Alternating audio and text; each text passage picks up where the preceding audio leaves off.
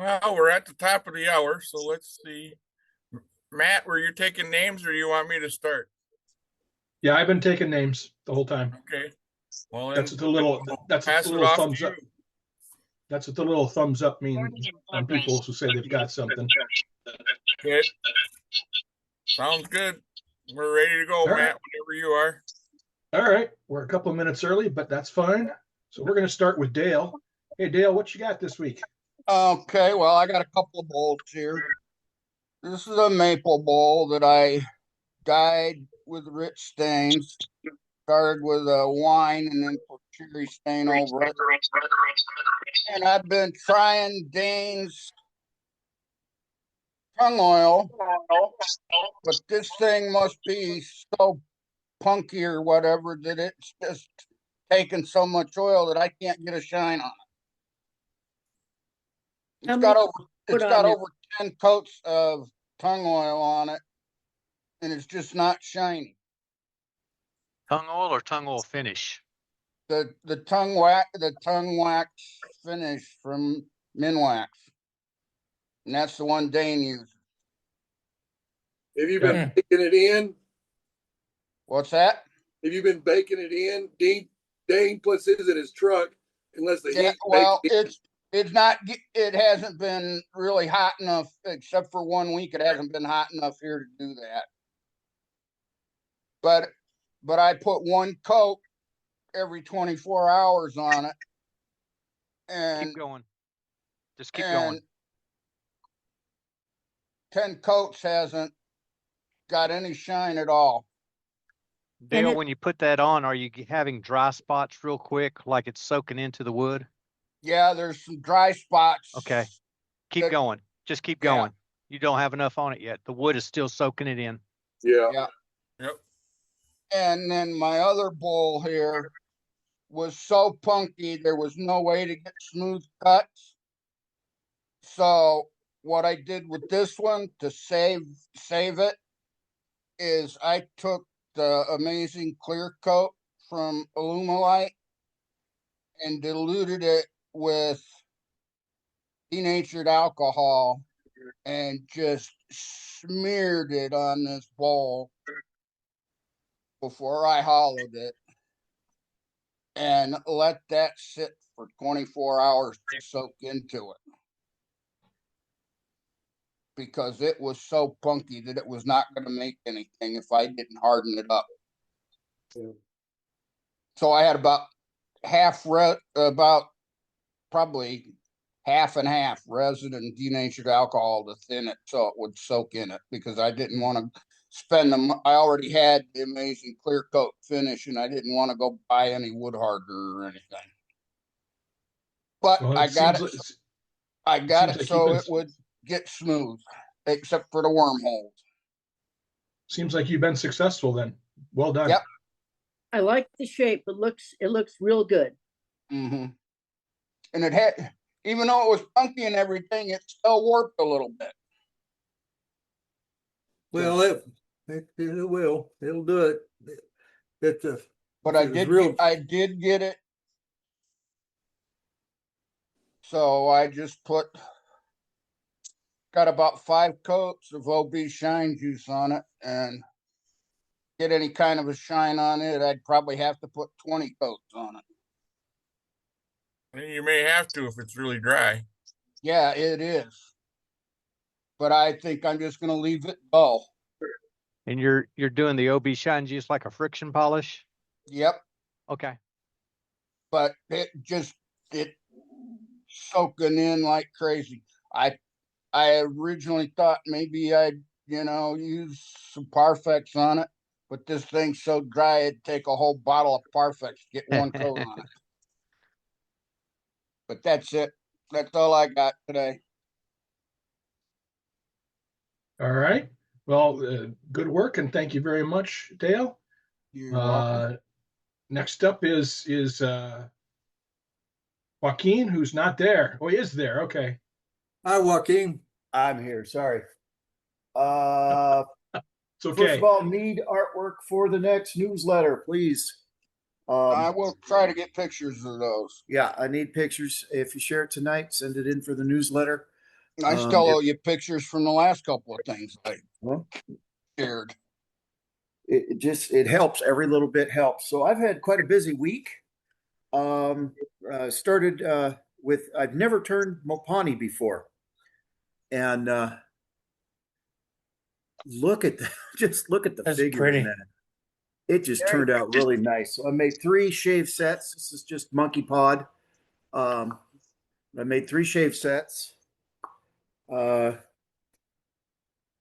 the Mopani is impressive. I'm definitely going to get my hands on some more of that. And it really it cuts nice. It was very, very enjoyable to turn. It's not inexpensive, but it is really, really nice. So I got some mesquite from Mark Soleil, and so I was playing around with it, and I decided I wanted to make a mesquite scoop. So I did make a mesquite coffee scoop, and I managed to keep some bark in it. So that's a live edge coffee scoop. Oh, that's cool. And it turned much out better really than the nice. I picture. did fill any gaps and everything are sealed with Parfix, but I wouldn't use this for anything but solid beans because you just got too many nooks and crannies. It's more about how pretty it is. That mesquite turned out really well. Jim, I shaved my cheeks. I keep the lines straight. And I use a kit that I made. So I was digging into that mesquite, and I was going to make another scoop, but this one had too much bug damage. So I took a torch to it and made a little charred stick vase or twig vase. And I really like how that turned out. I really like how the mesquite looks toasted with the torch. I think that turned out pretty fun. And I was, again, enjoying cutting the mesquite. It's actually really a lot of fun to turn. And I thought, Victor, I don't know if Victor's here tonight, but Victor makes a lot of live edge mushrooms. And so I thought I'd make a mushroom box with live edge. And so that is a live edge mesquite mushroom box, and it's threaded.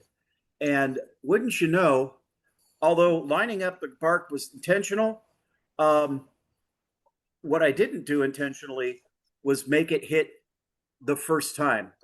But I kid you not, I put this on to test fit, and it lined up perfect without any adjusting, which is that happens maybe one in every 100 or 150 times. So I was absolutely blown away that I actually made it fit perfect the first time, and that one turned out really nice. In fact, I got somebody messaging me on Facebook wanting to buy that.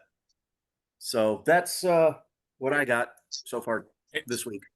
Matt, let me break in here quick while we got JJ up. I was in my English club today. You got very big compliments on your newsletter and the formatting of the books. Oh, thank you. They were very, very impressed, and even several of the guys had at least 1 volume, and some of them had 2 volumes. Oh, awesome! Fantastic. Very cool. And then while I'm up, Dave Rhodes also got a big compliment on our website.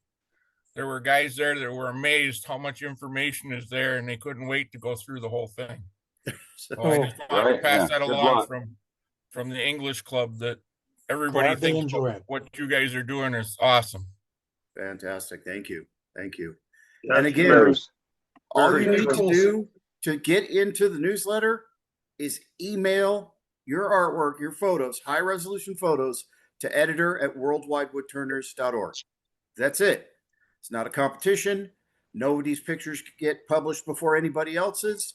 Honestly, I usually put them into the layout as I receive them. We're all members. If you're in this meeting, you're a member, and that's what it takes to get your stuff in the newsletter. So send it in, please. We need it. That's all I got. Very cool. Very Thanks, good. Joaquin. Good work. JJ. Newsletter looks great this week. Thank you. It's because of you guys. Next up is Pat. Hey, Pat.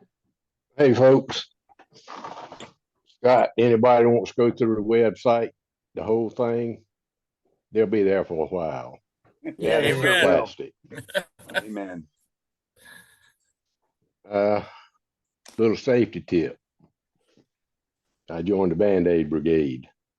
Oh, When you true up the top of a bow, round over that edge, because it is just like a razor blade. yeah, it is. Yeah. Been yeah. there, been there, done that. Right? But Yeah, that's wore that t-shirt out.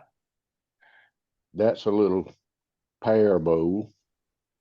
Beautiful. Very nice. Started out much bigger than that, but once I got all the bug holes and cracks turned out of it, it was turned out kind of small. Looks great, Patrick. Yeah, it looks great. Yeah, Very yeah. pretty. I like that shape a lot. I like it. And this is a piece of locust that I turned day before yesterday, I think. And everybody Yeah. said leave bug holes in it. So Yes, Yeah. the bug holes were left in it. beautiful Outstanding. piece. Yes, That's- very That's nice. beautiful. Beautiful. This just gives it more character. I mean, it's Yeah. just That is a gorgeous bowl. I thought maybe you'd put some gold gilt on there, Pat. I thought about it and I actually put a little bit in there and I might Yeah. go back and retouch it. Yeah, I think it'll look sweet.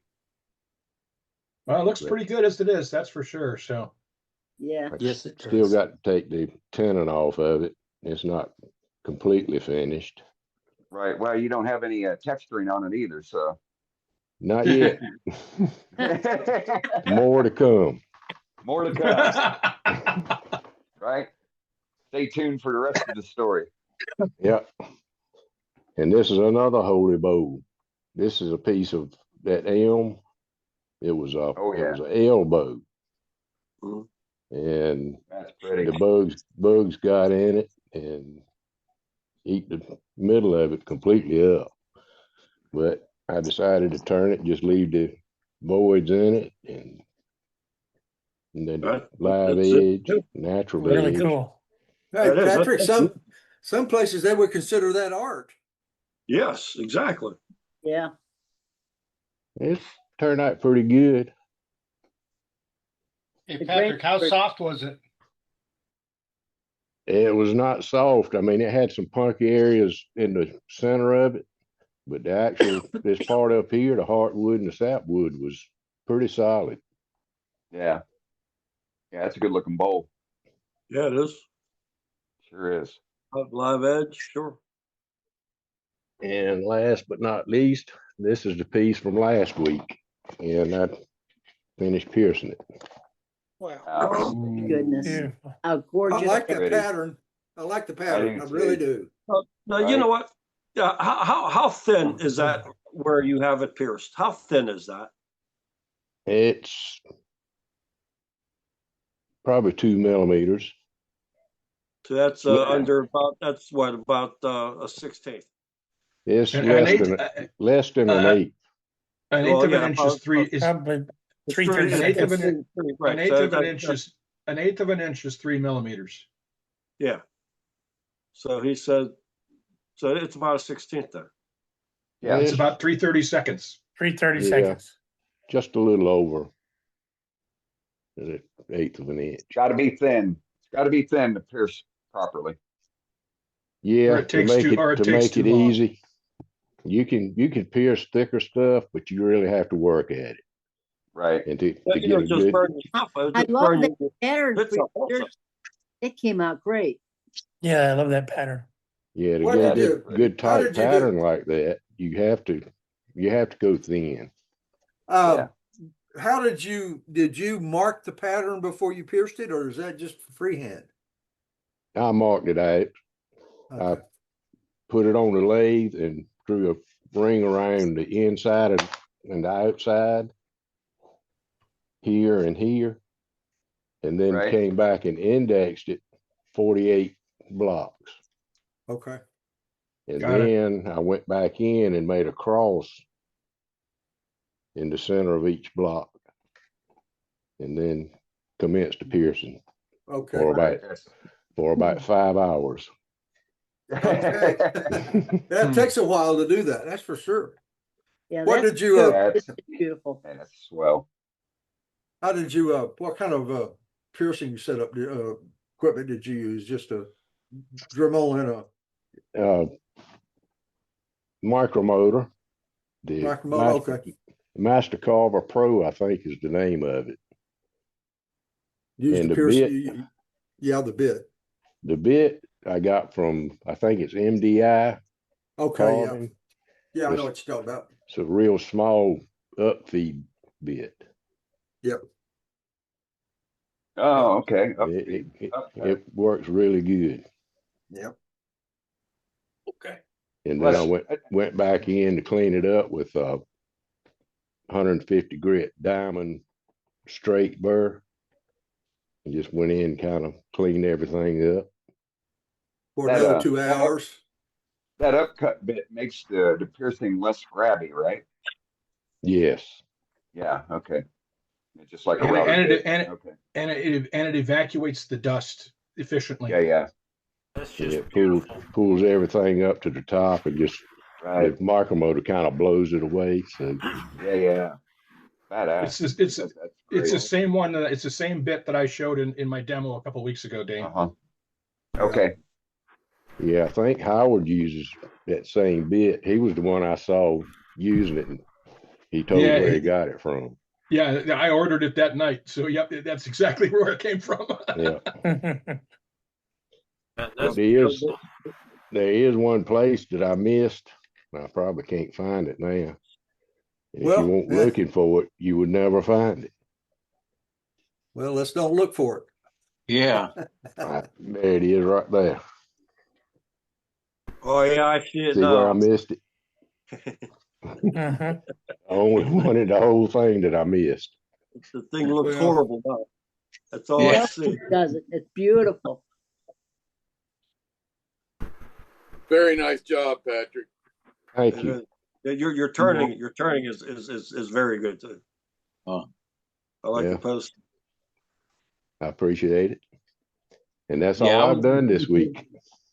I was All going to right. say this week it was You're a good. slack- I'm not gonna do it mine. Patrick's being a slacker. That's Yeah, plenty. well, That's plenty, Patrick. It's a beautiful it's- work. It's It is. garden season, so I've been planting the garden amongst all of this. Wow. So Man, you're gardening plus doing, man, oh man, I tell you. uh-huh. And all I did was make 3 knife handles. Lord, I gotta up my game. it's all fun. Talk about I know, slacker. right? I stay yeah. busy and stay out of I admit trouble. it. I admit it. That's really nice. I like that. I've turned into the slacker stack. Thank you, guys. Thank you, Patrick. Beautiful work. Yeah, it is. Okay, Patrick. Al, we're making you follow that. Yeah, I know. Well, I ask questions because that's exactly what I've been doing. I started. There's a piece here, to piece here. I had it, and I had a I had a circle, and I had an outer circle, and I was making. I had a nice pattern, and I started with it, and it was like it was thin. I thought it was like, you know, a little bit less than an eighth, and I still I kind of think like I burned up the one bit that I was using, and okay, so then the past day and a half now I've sanded it more, and I'm real thin. So I mean I'm going to put another pattern on here tomorrow and start this again, but yeah, I mean you guys really have me involved in thinking about that. And something I'll tell you, it takes a lot of time. It takes a lot of time. I'll tell you. Yep. So Well, how it thin does. are you? How thin are you, Al? Right now, this here is, let's see here.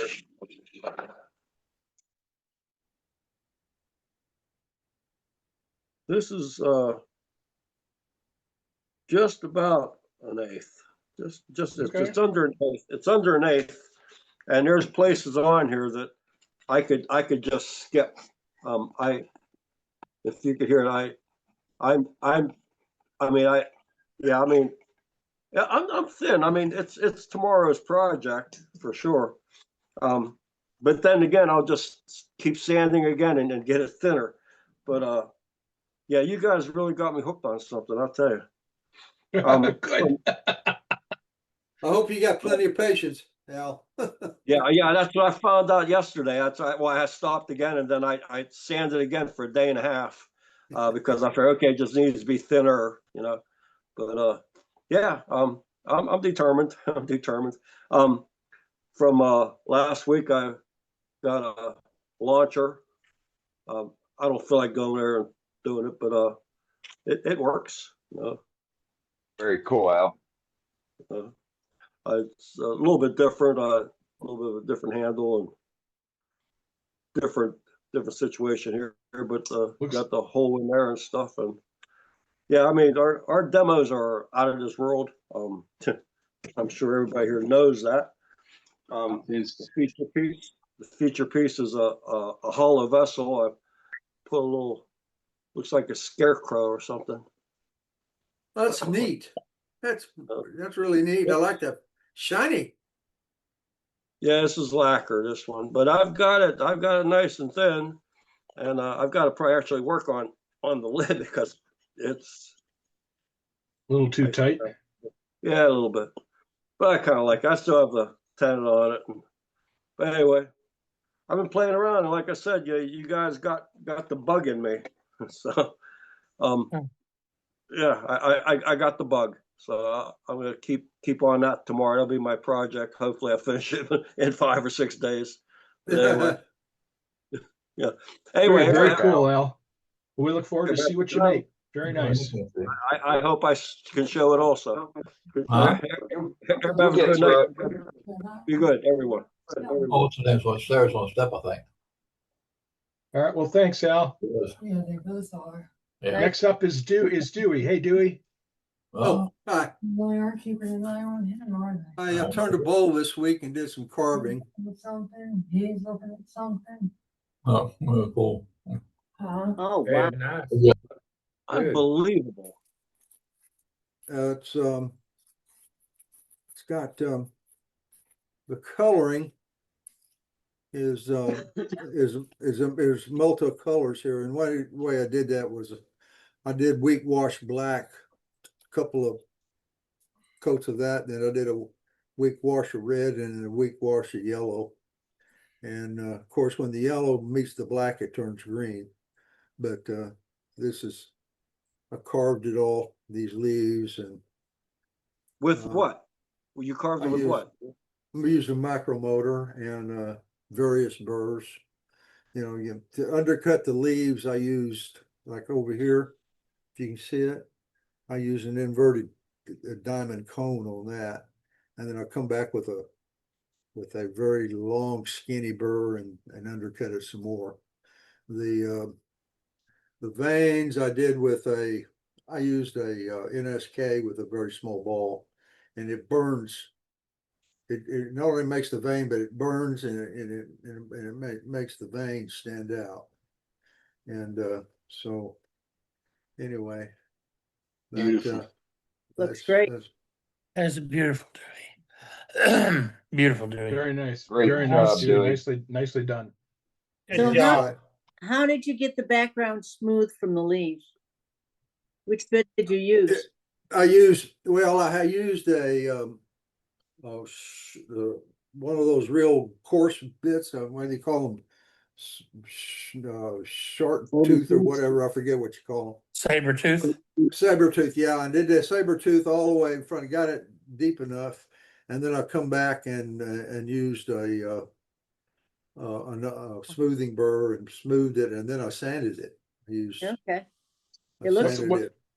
What's a smoothing burr? I'm unfamiliar with that. Well, what it is, it's a stump cutter, and it's a very it's kind of oval in shape. It's not a flame, but it's more of an oval in shape, and it's Okay.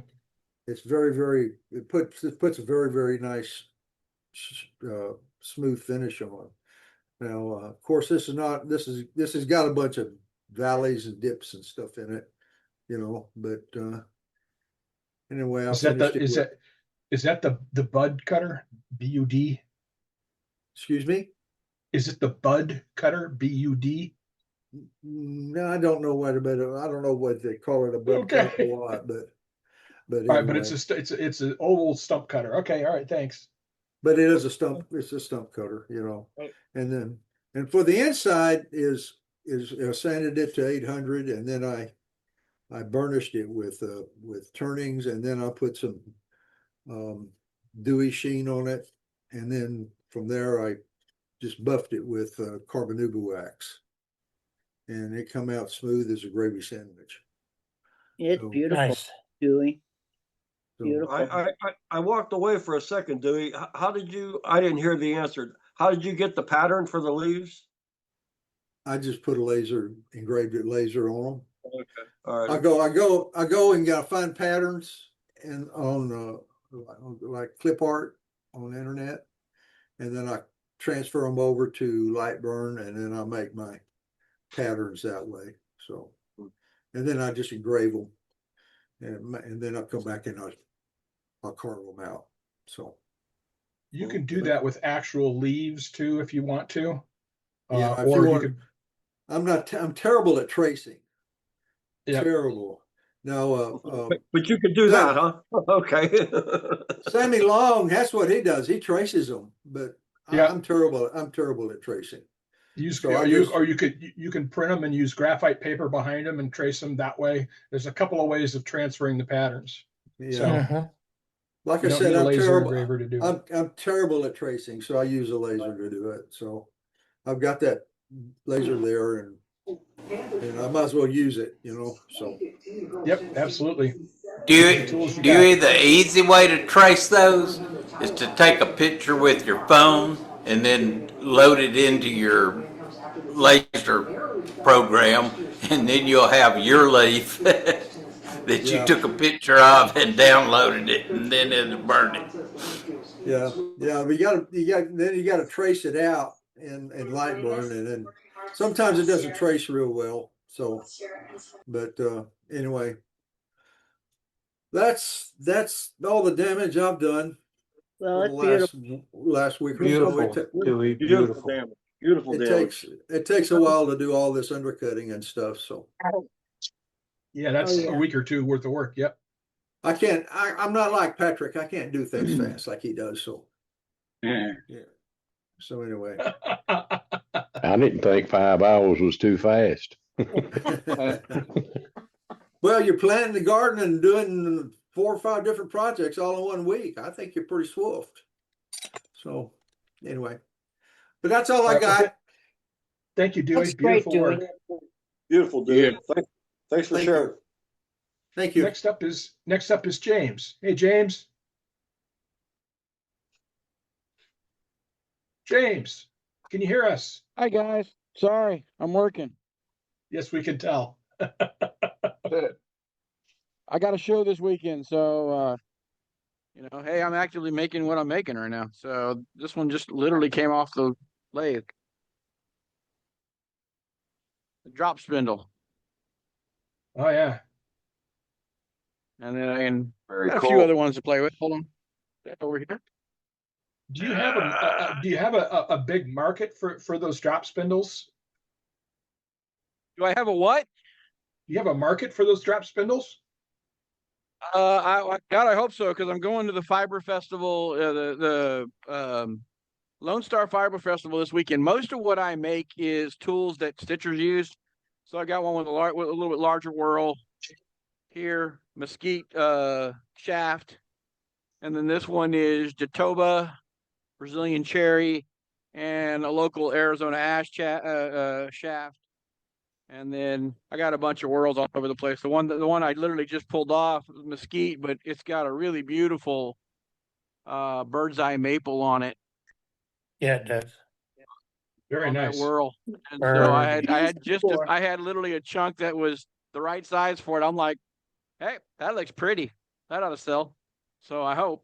And then I've got while the meeting is going on tonight, I've got a mesquite whirl here, Osage orange, and I got a few more Osage orange. I mean, I got a bunch I'm working on. I'm just what the heck? Why not? Well, you guys, I can sit and work at the same time. So Can you demonstrate? Can you Nice. demonstrate how that works? Does it slide up and down the pole? Is that what it does? This is the oldest architectural or archaeological item that they've ever found, that they almost always threw out because they didn't know what they wore. This is how you make fiber into thread. And they were for centuries just thrown out of archaeological digs because they didn't know what they wore. They were just like, oh, what is this stupid thing? Because back in the day, if you weren't doing something, you were spinning thread. It didn't matter what you wore. This was probably like everybody was just doing this because you didn't have the industrial spinning technology or capabilities we've got now. So these little guys are what were used to make thread. And there's people now who have gotten back into doing that by hand and they like doing it. And so I'm hoping I'm making a product that they like. And I've had my wife's a member of the local Weavers Guild, and she had a spinner that borrowed a few of mine, and she was really happy with them. So hopefully I'm hitting the market right. I can hope. Well, you need to demonstrate how that works. If I knew how to use it, I would. I don't. Not exactly, at least because I don't have the fluffy stuff they throw on. They have a fluff that they're working and spinning, and then you drop it and then. Yeah, what you're doing is you're combining. You're taking something like raw wool or flax, and the raw wool or flax. Yep, and the drop spindle is spinning, and it winds all that stuff together. Aha! I found a piece of string.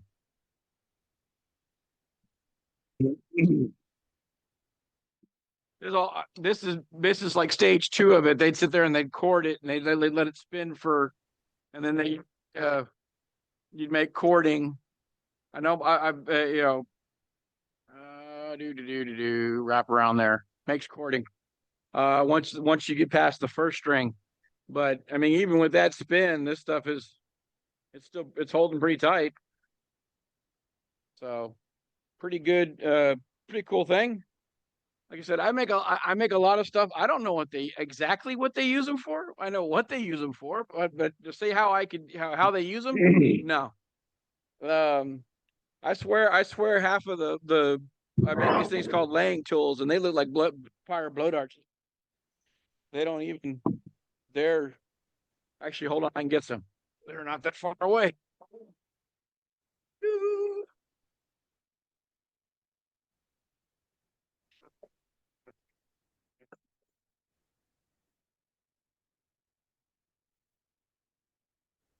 Get lost? I don't know. No, they're farther away than he thought. He got lost in his own shop. Oh, he's no, all right. I've got a big shop. Quit picking on him. Quit picking on him. Actually, if you can ask Billy, I've got a big shop. Yep. Now this is what's called a laying tool.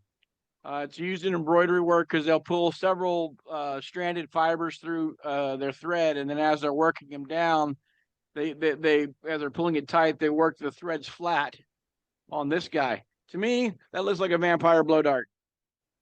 I've in making these, I've stabbed myself in the hand many a time. This one is Texas persimmon, olive wood, bacote,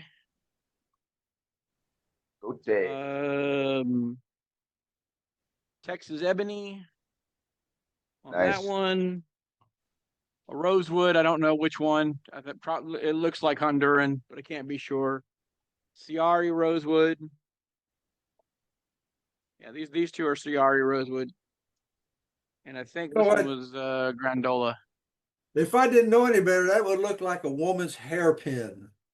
I know, right? Not much different. And I've actually made shaw pins. The main difference is these need to be a wood that you can literally polish like glass. You've got to be able. I micromesh these down to 12,000. They have no finish on them because I don't want anything that's going to bother. That's going to interfere with the threads they're using, especially some of these are used on silk. And I would be mortified if something I did. I know how much they pay for that stuff. No, I don't want to mess it up. Right. My wife has done it. don't use. I do use a lot of Spectraply in other parts of my business, but I won't make these I won't make these out of Spectraply because they will bleed. You get Spectraply wet, it will bleed. So How much time do you spend in your shop a day? a good day right now, hopefully 8 hours.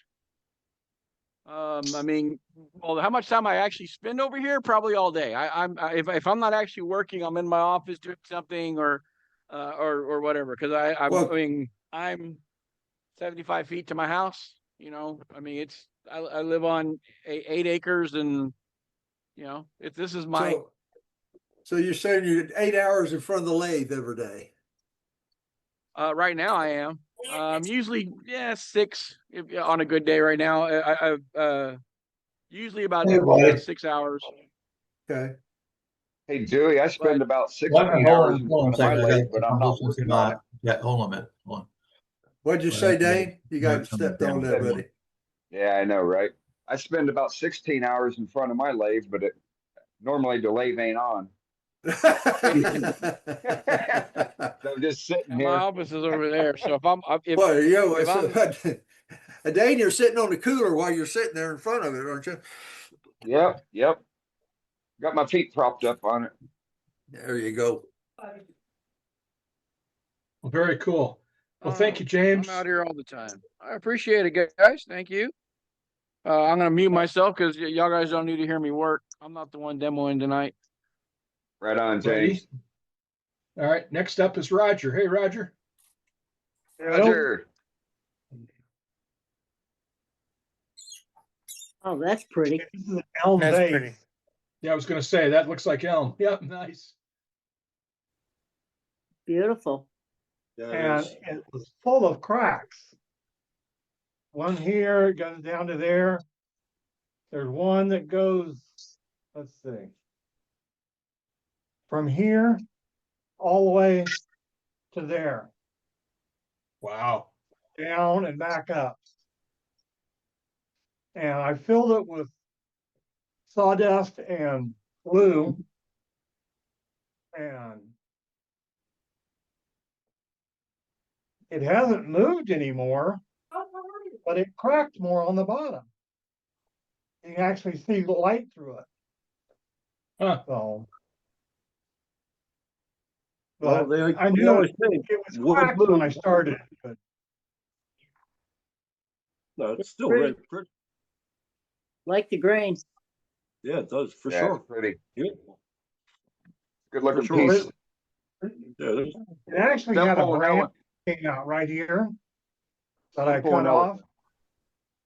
So this would have been the bottom, this would have been the top of the limb or the trunk, whichever it was.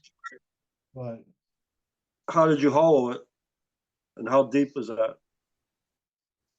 Well, it's not very good hollowed, but it's hollowed. I'm good about 8 inches, and after that I have problems. Yeah, I'm the same way. And I've got my longer tool rest, but I still can't control things well enough, I guess, that far in where I can't see what I'm doing. Do you have a laser mechanism or some way to tell where you are inside the piece? I've got a laser that I could use, but I wasn't using it on this. I could tell how deep I was by how much my tool was inside. Right. I'd go a little ways and check it, and go a little ways farther and check it. But I find that my laser is really helpful to help me know where the tool tip is inside the piece, and it makes hollowing go faster. I've got one laser that you get started and it shuts off. Is it battery driven? Back on. Is it battery driven? It shuts off again. So is it battery driven? Yeah. Might be losing power contact with the on off button. Yeah. Yeah, I was having Vibration. vibration was I was having trouble with mine, so I just bought a little three There's and a the half volt. laser right there. Yeah, I was having Yeah, I the use a similar little. I problems. use a little cat laser. What's I that? bought a 3-volt power supply from Amazon. Didn't cost me more than 10 or 12 bucks, and just wired mine so that I don't have to worry about the battery interfering with things or running out when I need it. Now, I've got 2 of them, but they both work. But I had my steady rest on when I was doing most of this turning, just to give me support, because this was so cracked at the bottom. My, it wasn't a tight hole. So I thought the steady rest would help, and it did. So Good. Cool. That sounds wise. now I All need right, to well, thank find a way to reattach it and go back in and try straightening the inside out. After it dried, it got real rough. It was smooth when I finished, but now it's Huh. rough inside. I got a 1-inch dowel that I roll some sandpaper on, and that's how I can sand on the inside and stuff like that. Just to, sometimes the finish will rough up the elm too, raise Yeah, the grain. I've got a sanding mop that I can go all the way down, but it's a 220, so that's too fine. And before that, I started wrapping sandpaper around a dowel and go down and sand. I've also got an extension for this sander that goes in my drill, but you can't do the sides. You can do the bottom. Try spraying sanding sealer before doing the sanding, because sometimes Yeah, that I'll grain try just keeps that. raising up. Yep. Elm is a little soft, I've and the only grain got keeps 2 raising coats up. of sanding sealer lacquer on it right now. Well, that should solve the grain raising problem. You're talking about the inside, right? Well, even on the outside, that's all it's got is 2 coats. Did you spray the sanding sealer on the inside? It's not a spray, it's a liquid. Okay, well, is it on the inside? And yes, I coated the inside just as heavy as I did the outside. Okay, all right. No, Well, it should hey, stand out Roger, then. I'm sure you know what Matt was talking about just having a stick, just have a stick, where this piece of sandpaper is. I have a slit. And you slide it on, you fold. You know about it. Okay, so people who don't know what Matt was talking about, it's something this simple that you could get inside there and back and forth. And yeah, I've got one. yeah, I just don't know if other people don't know about it. I just taped mine with blue painter's tape, but the slit sounds Yeah, like a really good idea, Al. That's a good idea. Yeah, that's what I use as a slit. Didn't know what Matt was talking about. Turns it into a flap. What I've done, I've taken this pipe insulation, this foam pipe insulation, and taped it to an end of a dowel and split the dowel. That way, it gives you a kind of your sponge effect with your sandpaper, such that you can kind of do contours pretty well that way with that. That's a good idea too. Spongy stuff. So. Cool. All right. Well, thank you, Roger. All righty. Next up is Neil from Ohio. Hey, Neil. Oh, hey, how you doing? Hey, Neil. Okay. Hey, Dane. I got a little tea light I made this week. Oh, that's nice. Yeah, it came out great. What's that? Spalted this what? Is maple. I've got 2 of these. I've got 2 African mahogany. Oh, I love that. That's beautiful. That contrast is just beautiful there. And I have 2 purple heart. Oh, that's Ooh, nice. nice big Wow. piece of purple Yeah, you heart. did a good job on that purple heart. Look at the shine on And that thing. Splintering out. I got 6 of them, and there's none that has the same exact thing on it. They're all different. I tell you what, that Purple Heart is hard stuff. Boy, you did a great Yes. job on Yes. that. This Right? is very Yeah, it's hard. splintery. Yep. So I did I got 6 a of them. question for you, Neil. Mhm. Whereabouts in Ohio are you? I'm close to Akron, Canton, in between Akron, Canton, and Cleveland. Oh, that's disappointing. It's only I don't a all drive seems as away. until it's time Yeah. Only a couple hours. It's only a couple use it. hours for you, You Brendan. can say, hey, it's easy to file claims, Yeah. schedule repairs, and access roadside assistance right through your app. Or Somebody got live mic. I out yesterday and bought me a new lathe. What? What'd you get? Outstanding. You? I got another mini lathe. Which one'd you get? You're gonna bring that to level up, right? Well, yes, that's what I bought it for. Hells yeah. Yeah. Increase the class. Right? That's all I Yeah. have. Work. What kind you All right, get? thank you, Neil. Thanks, Neil. You're welcome. They You're were welcome. beautiful. Thank you. Next up is Bob. Hey, Bob. Hey, how are you doing, guys? Hey, I've just been making weed pots. This is Jim Duxbury's fan using the Dux Pretty. chuck. And, Nice. That put is, these that's little holes on the back. my goodness. But anyway, these are fun to do. They're easy to do and make good little gifts to give away. But Yeah. is that Great a job, Bob. Bob? Is that a 2-axis thing? Actually, it's more than that. You've got each one of these is offset by 20 degrees. So are you familiar with the Dux chuck? Yes. Okay, so this is set at 0. You come out here about 3/16 out of this circle.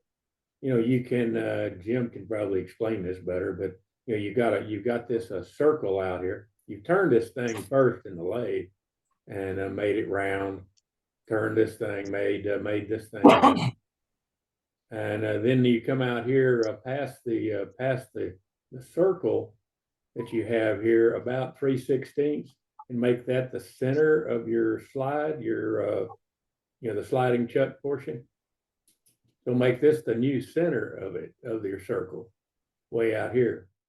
And then you turn it about 20 degrees, keeping that same offset, but you just rotate the center plug in there about 20 degrees and turn the first one, rotate it again.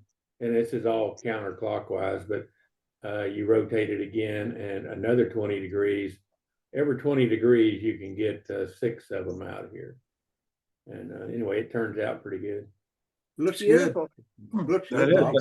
Yes, it is. Nice. And I came back with a router and a Dremel and rounded this inside. So this is straight up and down, or actually at an angle a little bit, but this over here is relieved a little bit. Nice. What'd you cut them with? Dremel. I just cut it with a Dremel. Oh, a point tool or a gouge or No, just a point tool. point tool? Yeah. Nice job. Yeah. Super. But yeah, I liked your idea, Jim. I took your idea out of that Wood Turner's magazine Oh, yeah. and made weed pots out of them. Fabulous. Glad somebody reads it.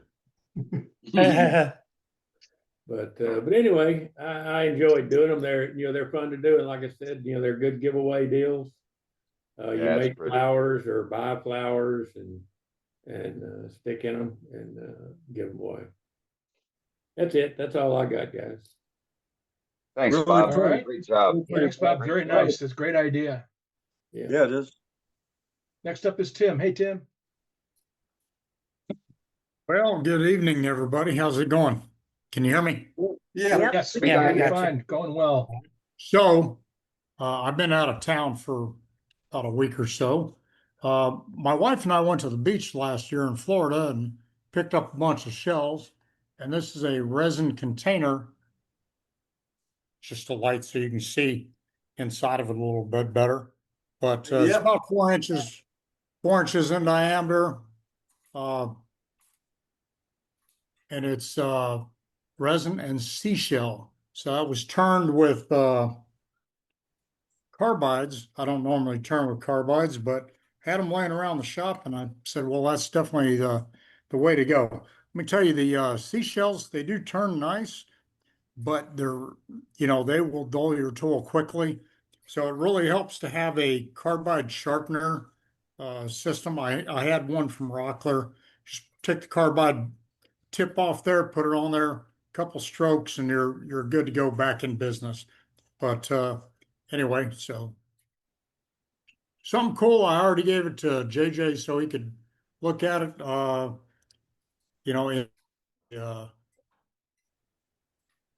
newsletter. I did get one crack here. I'm not sure if that's a thermal crack or if it just got a little aggressive. So when you're doing this, make sure you turn your carbide up on an angle and take a little bites. Don't be trying to hog anything out.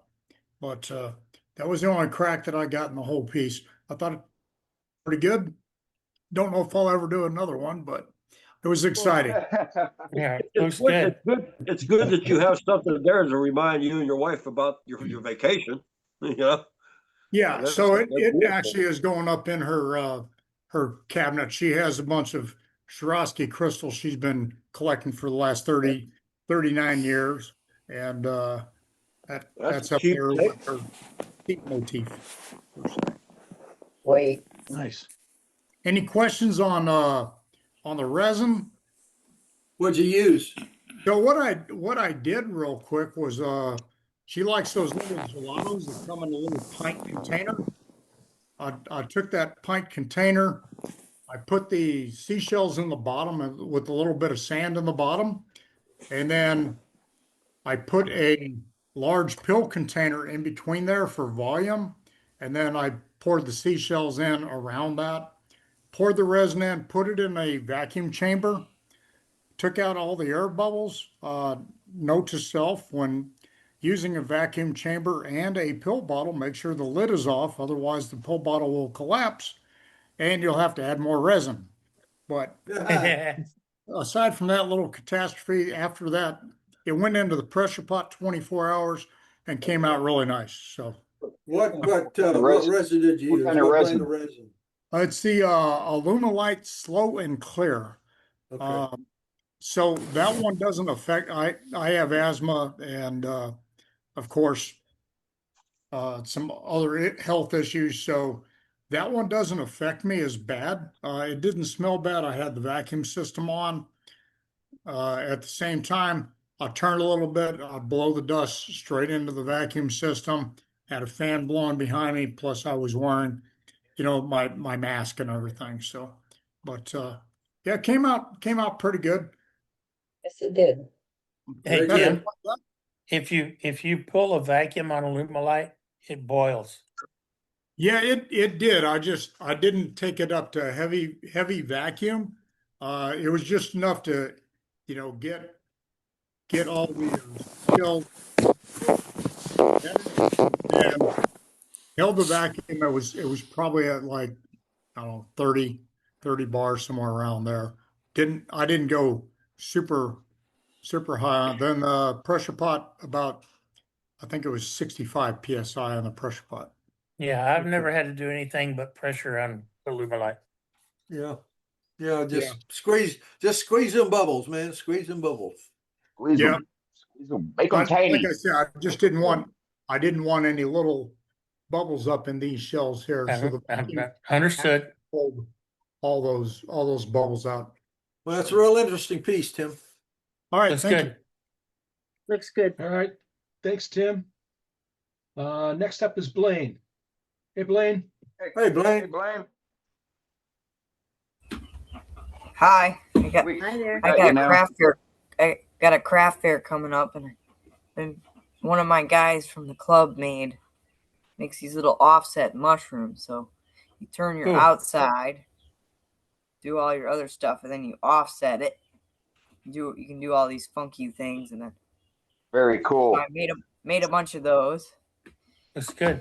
Actually, And and then it I got actually looks 2 like a other mushroom. bowls that were in a log, and you could see all the wrinkles in them. Oh, nice yeah, curl. look at that. Yeah, that's great. Cool. Lovely figure. Yeah. Got some good walnut up there. And then this is the other half of it, because Wow. Wow. Yeah, very nice. Is that, you didn't do any type of coloring on it, did you? no, it's all, I just linseed oil it. Okay. Mother Hey, Nature. looks Very, good. very Mother nice. Nature. Very nice, Blaine. I have one question. What do people use for their respirator, like when they're turning? Because I turn a lot, and it's kind of, the dust has been kind of messing with me. Best thing, you just go, you get a 3M, just get a 3M respirator from Amazon. They're not that expensive. It covers it's a half face thing. It covers your nose. Here it is. Here it is One right at a here. time. Here it is One right at a here. time. Oh, I'm sorry. Dewey, are you done? Yeah. Okay, go ahead, Al. You get it right at Home Depot or Lowe's. People always talk about their masks and stuff like that. I've been construction and I worked in the steel mills in Pittsburgh. About 50 years I've been doing all this. And get yourself, and this doesn't cost a lot of money, get yourself an OSHA grade face mask. You can go to Robert's Oxygen, a welding place, and you get yourself a good construction helmet, put on your head with this on here, and believe me, you'd be golden. You'd be golden. Probably about Could you show us $35 each ways. Al, could you show us the respirator again and hold it still for a moment and tell us what brand? Oh no, it's a 3M. That's what I was following up what Dewey was saying. Dewey Okay. was mentioning it, and I just want him to see it. It's a 3M. These it just comes off. You know, and you replace it. Believe me, it's all OSHA approved. This is the way I would go. That's really my 2 cents. I'm just a working guy, but I've had some big stuff come at this. I've replaced it since, but this is all construction, ready. I've never done anything out in the field without, having something on, and believe me, this here, I highly recommend. OSHA, OSHA's, it's an organization that they go and they look at stuff for Right. construction. Yeah, it's occupational hazard. Yeah, exactly.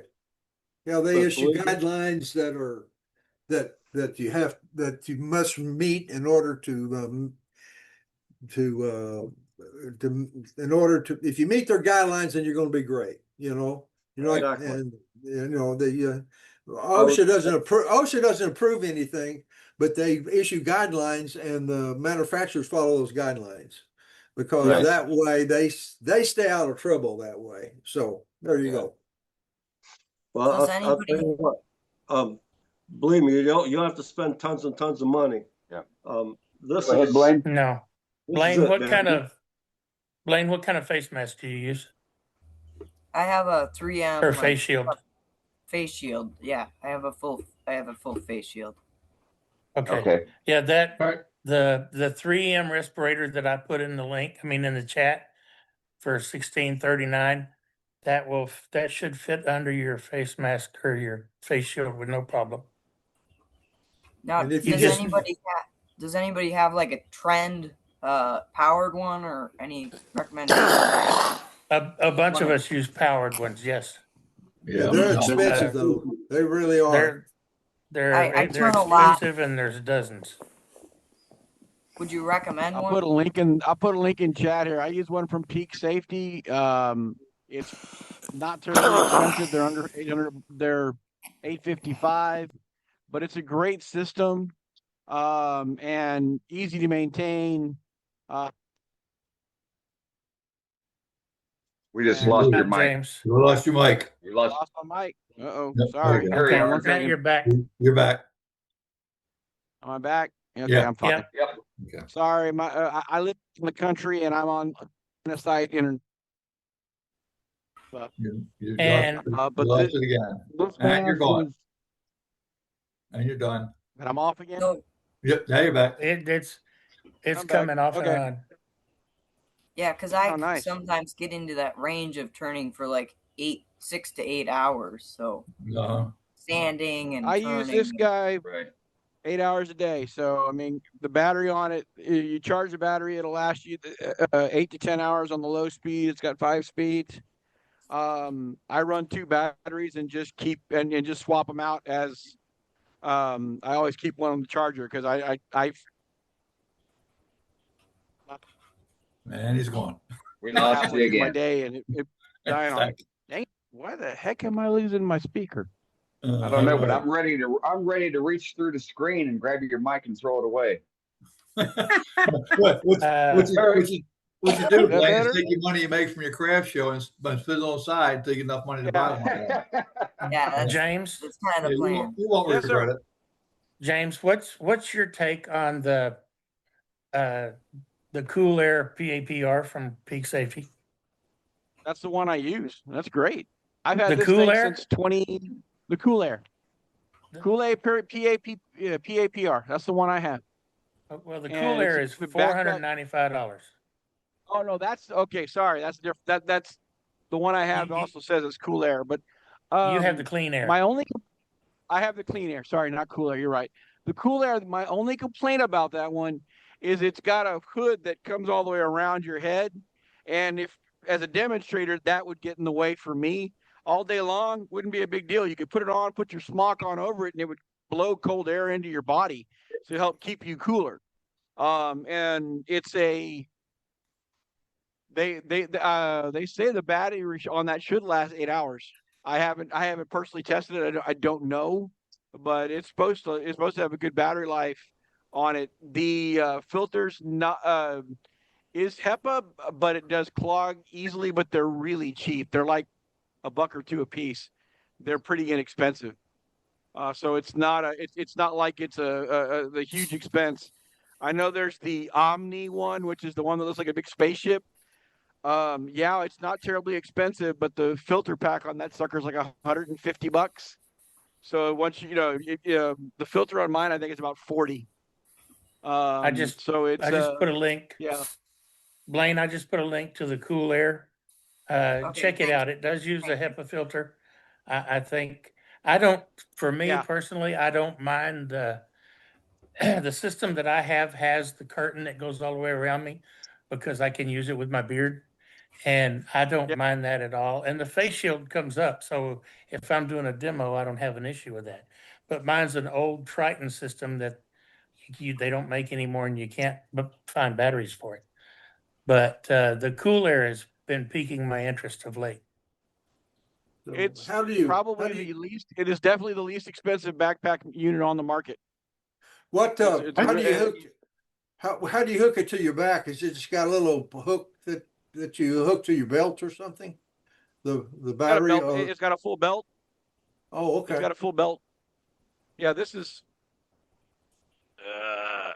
full unit display. Okay. That's the backpack. And then helmet, and then they've got 3 different like helmets or face guards. They've got one that's just a face shield, would be okay if you're painting, but not for turning. And then they've got this one, which I recommend for turners. And yeah, I'm running into another place in my shop. No, that's all right. We can see you. All right, I getting got one lost. more. I've got their other one. I got this one for when I'm doing chainsaw work because it's a full impact helmet and shatter resistant. I mean, this one here is construction grade. I mean, it's full construction grade. That's more Robust as all hell, huh? Yeah, this one is. You could take a take a serious blow with this guy, but I got this one for chainsawing. So that way, if my chainsaw ever busts, it's not going through this. Can I get one up there to the catch a nail? Say what, Chris? I have an upgrade for the clean air, which is, I'm modeling it like the prices right now. Put them on, please. Yeah, I'm getting there. So Gotcha, if you sorry. have a belly that's not quite flat, like mine, or like most of ours, invest into some suspenders. They clip onto the belt, so you don't have to constantly hike this thing up over your butt as it falls down as you work. Works like a charm. That's a great tip, And then Chris. you get to do this. And that too. that is a great tip. And it's also great for just holding your britches up too. So Off your back too, gets on your For shoulders. those of us who wear breeches, yeah. Especially for us guys that don't have anything down below to keep it up, you know. The belly has become a parabolic curve. You opened up a can of worms. Well, thank you. Thank you. You're welcome. yeah, you're welcome. Anytime, You young should- man. You should have plenty of stuff to consider now. Check the chat box. Are you using face mask right now underneath your face shield? Yeah, so when I'm sanding, I have a regular like N95 mask on, and then I have my face shield over that. Right. And I Yeah, have my just dust. N95. I have a dust collection system. N95 isn't doing you any good. Yeah, well, it Not clogs really. up. I have my dust collection system running, and I have a ceiling mounted filter too. So Better I than just nothing. wanted something a little better. Good. One thing on the trend, it's heavy on your head. That's what I was hearing. Yeah. And because when mine goes away, I'm going to get one of the other systems because it's lighter on your head. Just Yeah, the food for thought. cool air and clean air are both light. Yeah. Yeah, very good. And it's good to see, like Scott just said, inquiring about safety. That's awesome. Yes. Yep. And as far as thank you very much, Blaine. As far as the And it's good to- N95 mask goes, Blaine, I don't use those. I use an RZ dust mask. It's got replaceable charcoal filters in it. It does a whole lot better than those disposable masks do. They're about $30 on Amazon. So that's a quick option if you're looking for something better than what you have Yeah. until you can get the funds. Those are the links I posted first for you there, Blaine. One from Walker, one from Woodcraft. So those are, Blaine, if you order the RZ mask, they're made in Minneapolis. If you order them right from their website, you'll have it in a day. Okay, thanks. That's good to know. And they're I order mine on the website. and they got if you sign up for their emails, they do send nice discount codes for the replacement filters. Once in a while, you get them for almost next to nothing. That's nice to know. Good to know. Yeah, good. a lot better than an N95. And being that he's in Wisconsin, you'll get them the next day almost. If you order them early enough in the day in the morning, most of the time you have them the next day. What was that brand again, Scott? RZ dust mask. Okay. All right. Well, thank you very much, everyone. Dan, we're going to you. I don't know if you want to manage. It's the top of the hour or past the top of the hour. You're the next on the gallery list. But Let's do all that. Thank you, Matt. I'll just go ahead and show my little piece. So this is something I made, I don't know, maybe 10 years ago. Since I thought it was apropos since we're talking about piercing and using our micromotors and whatnot. So hollowed out, it's not drilled, it's actually hollowed. And then I used the Dremel to carve out the recesses, and then some type of bullnose bit to make the indentations. Took some lacquer, threw some grit dye in it to turn it black, and then did a dry brush with some acrylic red metal paint, and so it just just touches the ridges. It doesn't show up very good in the cameras here, but on the outside here, as you look at it in person, it's pretty sharp with the red metallic flake paint. Yeah, I see it right there. I see a little bit of red right there as soon as you move. That looks Some really speed, alien. obviously. Yeah, it's Chris Parker inspired. He helped me out with it. Like I said, like 10 years ago when I attempted doing this, I called him up and talked to him, and he got me started on this. So Chris Parker's from England. Beautiful. Hey, Dane, could you talk about your Coca-Cola experiment you did the other day?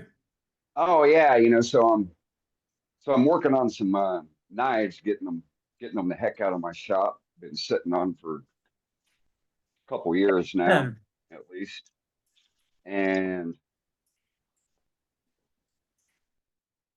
as I was getting ready to sweep up the card filing shavings, I thought, I wonder if you threw some iron acetate on it, what would happen to it? And lo and behold, I'm on this computer. Lo and behold, it turns jet black in about 10 seconds. So who knew Coca-Cola would react with iron acetate? So if you got shavings from Coca-Cola,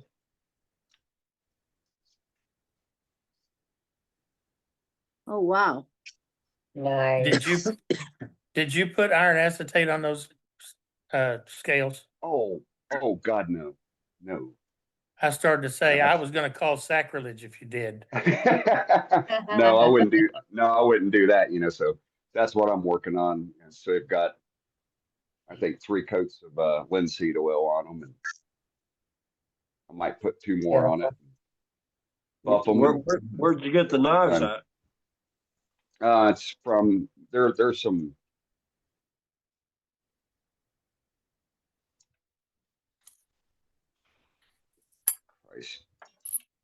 one of these got to have the name big enough to where I can read it. They're You need longer arms.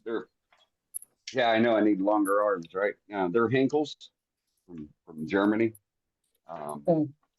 Years ago. Yeah. Well, the old ones they do. The new ones are made in China, unfortunately. It's just a stamp. So. Well, that one was made in Arizona. That was made in Arizona. And then I got one more that I got to get done. This is a crazy knife. Oh my God. So that's gonna be fun, attaching a handle to that, so the iron here. So I'm gonna drill 3-hole, fashion the wood blank to go in here. I'll drill holes, thread it, countersink thread the brass rod to hold the scale on, and finish shaping it. Wow. That's what I'm working on. I'm doing flat work here, trying to get some flat work done and out of the shop that people's been ding donging me about. So with that, so that's me. So with that, let's go get our safety moment on.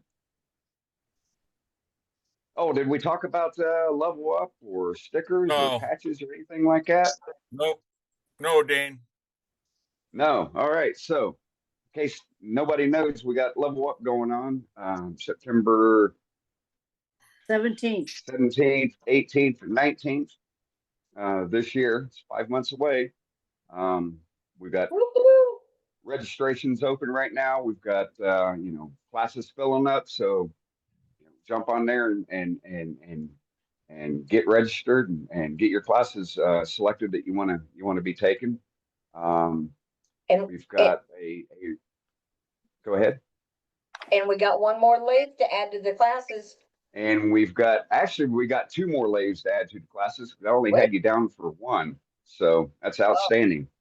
So I have updated the asset list for that. Thank you, Brenda.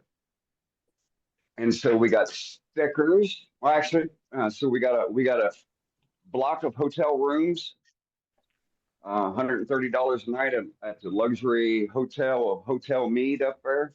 $130 a night. All you got to do is use when you call and speak to the front desk.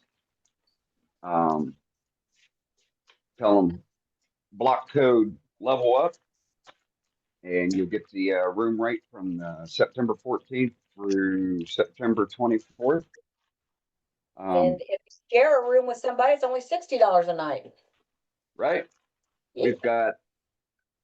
We got patches. I put the links in earlier. I'll put them in again.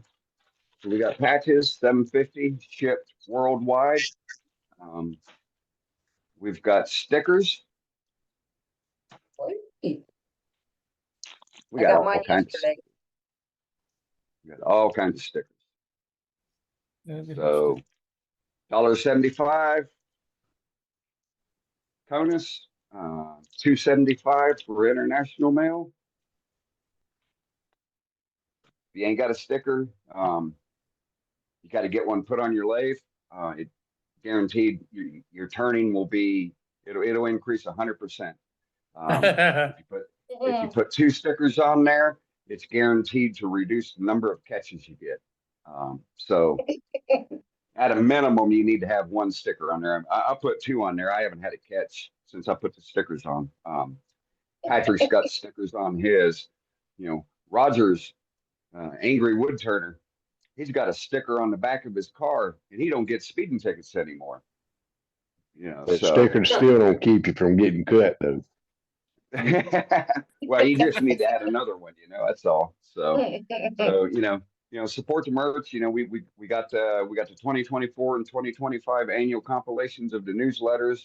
They're on Amazon. Just search Worldwide Woodturners, or look at the links in the chat that I posted earlier. I'll post that again once we start doing the safety and whatnot. Support the club. We've got the donation link on the webpage. Anything helps. You like what you're seeing? We're everybody that's taking part in here. Between the people that are trying to keep the club going, to the demonstrators that we have every week. Our hats off to everybody. We really appreciate it. So anything helps. Again, if you like what you see, let us know. Shoot us a comment, shoot us an email. Let us know, or just tell us here in the chat, whatever. So hats off to Dave Rhodes with everything that he's been doing. I couldn't imagine doing everything that he does for the web page and uploading the videos and the babysitting for YouTube and all that. Everything that JJ is doing for the newsletter.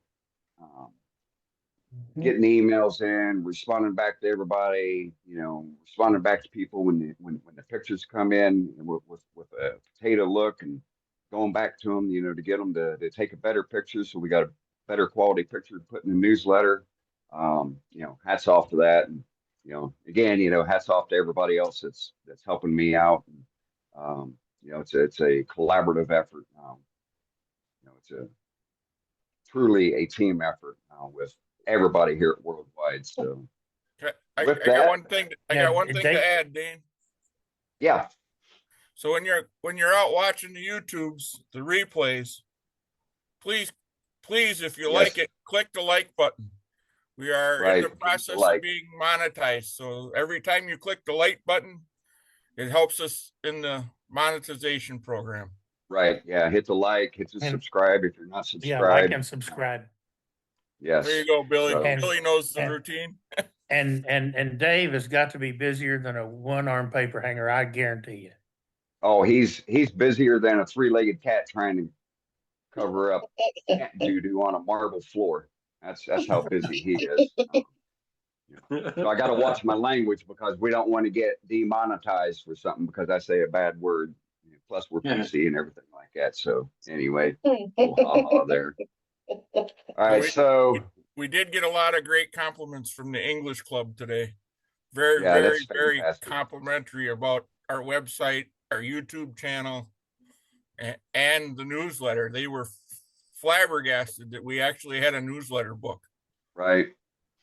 Yeah, it's there's nobody else out there that comes close.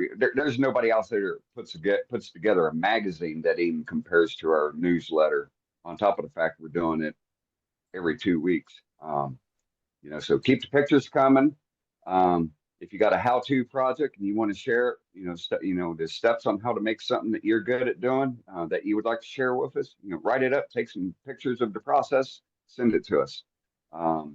If you would like to share your turning journey, from then and now, you started turning 10 years ago, take a picture of what you turned 10 years ago, and then take a picture of something similar or what you evolved to. Maybe you started with candlesticks and now you're doing bowls or you're doing piercing. Take a picture of that, and give us, three sentence paragraph, about how your journey has evolved and where you've gone with turning, because it's inspiring to everybody.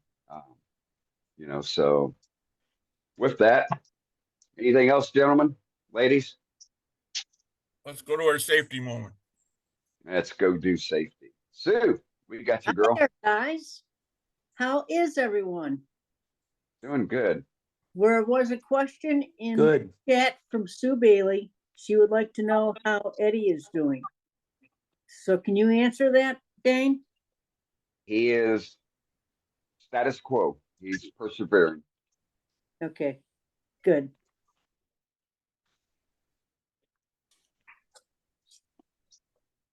I have, if you belong to the AEW, a lot of us do, some of us don't matter. They have a booklet called Safety for Wood Turners. I got the book. You can download the whole thing for free if you're a member of the AEW, but I like to have it in front of me. So they have all kinds of checklists for wood turners. This checklist is called the attitude checklist. And I thought it was good for us to go over it because sometimes we all have a little bit of attitude. The first one is stay alert. Understand the danger zone. Pay attention to unusual sounds or vibrations. Stop the lathe to investigate the cause. And yes, it is dumb to operate machines when you're tired or under the influence of alcohol or drugs. Workshop. Plug your lathe into a grounded outlet, no extension cords. Keep your work area well lit. Don't set up in any wet locations. Mount a fire extinguisher beside the exit door. The lathe. Keep your lathe in good repair and develop the habit of scanning for damaged parts, misalignment, or binding parts. Listen for unusual sounds. If you detect something's amiss, deal with it immediately before continuing your project. Remember, folks, don't say I'll fix it later, because later, by the time later comes around, something could happen. So fix it right away. Stance. Stand like a soldier. And I'm going to say, okay, stand at ease. Stand easy, but firm with your feet comfortably apart and shift your feet to maintain a solid footing to keep your balance. Your stance powers all turning cuts. If you use an anti-fatigue mat, make it big so you can't trip on the edge. Tools. Learn what tools to use for each task and keep tools sharp and clean. Forcing a dull tool invites mishap. So pause often to touch up the cutting edge. And know thyself. Know your abilities and limitations. An experienced wood turner can handle lathe speeds, techniques, and procedures that are not so smart for beginners who attempt them. So folks, know who you are, respect your lathe, make sure your tools are sharp. Next week, we're going to talk about PPE, but I also wanted to mention, especially for Blaine and any other new turners, be careful of the wood you turn, because those woods, there's a lot of woods that are toxic. If you go to our webpage and look under safety, and you'll find a couple of lists of woods that can be hazardous to your health and your skin and your eyes and your breathing and everything else. So just be careful of what wood you turn. Domestically, walnut can be toxic to a lot of people. So I want everybody to be careful this week. Don't get any Band-Aids. And if you do, just because you don't want to bleed on your shirt, okay? Just be good, be careful, and I'd love to see you next week. Take care, everyone. Thanks. Hey, Sue, real quick, if I can interrupt, power surges and lightning and thunderstorms, make sure your lathe is unplugged. Otherwise, you'll be like me and have to replace a PCB. Yep. All right, to explain to people what PCB is. A lot of Printed people. circuit board. Okay, got it. All right. Very good. Thank you, Sue. You're All welcome. right. So let's get Thank to you, our Sue. You're welcome. let's Thank get you, to Sue. our feature demonstration for the evening. We got Mr. Doug Miller. He's invited us into his shop. He's going to be doing a very enticing project for us. I'm sure a lot of us are going to learn something new. A lot of us are going to learn something old, and a lot of us are just going to be learning. Or just be old. Or yeah, one or the other, right? So I'm unless Doug wants to solicit questions from the group, which normally he does. Yep. I will leave the part of muting everybody out. But if you ask a question, just be cognizant of each other. Don't step on each other when somebody else is talking, and only ask a question when Doug is doing a tool changeover or it's at an opportune time for him to be able to answer said question. And then if anybody throws in a question in the chat, I will catch them and do the same thing and ask Doug. So with that, take us away, Doug. That'd be good. Just real quick, just to show you my little piece for the week, a little bit of red on some, I think this is some sycamore maybe. I'm not real positive, but left it natural on the inside, left it red on, or made it red on the outside. Got my rim a bit of a, can't see it all that well, but it's a little bit of a concave here, just to give it something different and show off the wood there. And I did engrave it as I normally do. And Nice. Anyway, that's what I did this you, week. Did you use a woodpecker for that? No, I used a laser pecker. A laser not pecker. A woodpecker. Imagine that. That's what I meant. Laser pecker. My bad. How about that? I was going to leave that part out, but I'll be all right in a minute. Congrats, y'all. Please do not go 1 week without laser pecker being mentioned. Well, I love it. had to do it. No, I love it. I love it. Right? There's a bug flitting around here. You may see it here momentarily. Oh, I see what it is now. It's a stink bug. It flew across one of my lights and dust went crazy. I've got a piece of wood here. Thank goodness. It's as best I can tell, that's a piece of I think it's a piece of spalted hackberry. You can see the spalt line running through the end grain there.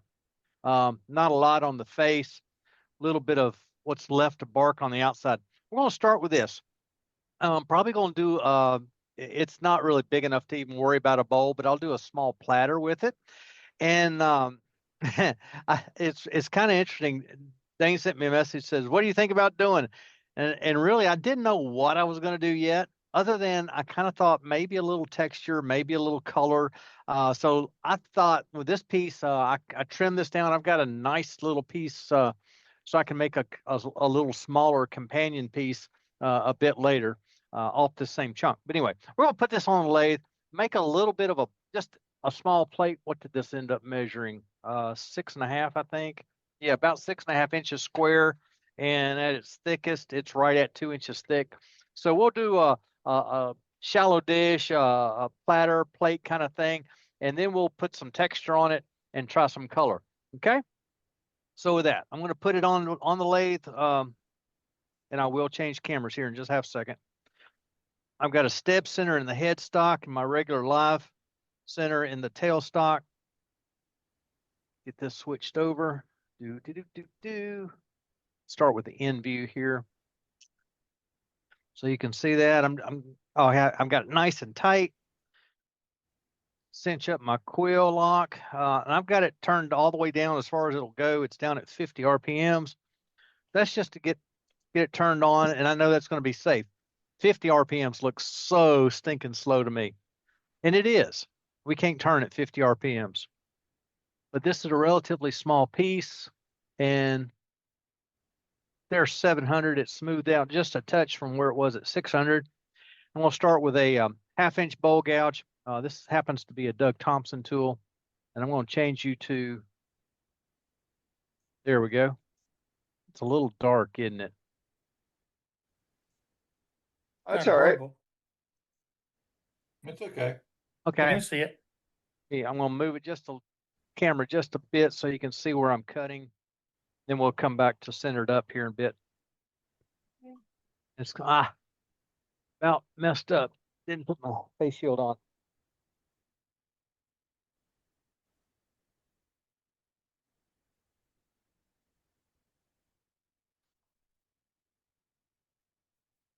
I think I've shared before, when face shields first came into vogue, I resisted them like crazy. I really don't know why. I just did. And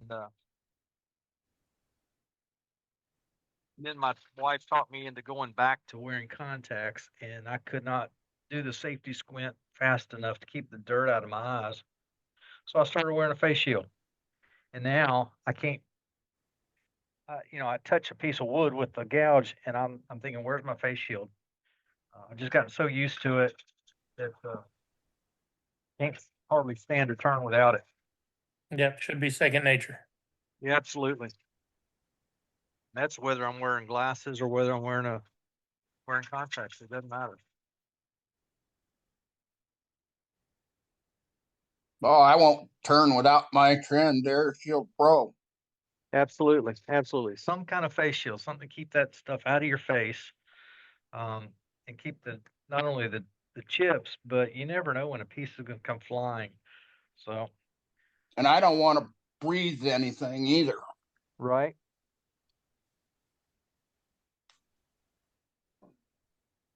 Well, you can't hear it, but I do have the overhead air cleaner running right now.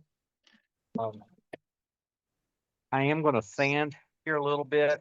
I don't like to sand when I'm doing demonstrations. When I'm doing a demonstration in a store, I will not sand, just out of respect for the poor guys who have to clean up behind me. But when I'm here in the shop, I usually have my dust collection going. You can't see it right now because I moved the camera, but it's 6 inches away from my wood at the moment. So it is close. Still got I still got 4 flats, so we still want to get rid of that. Come around just a little bit more square. Somebody asked me not long ago, why do I always have my banjo off at an angle like that? It's because I like the space here so I don't hit my knuckles on the edge of the bed. It's a comfort thing more than anything.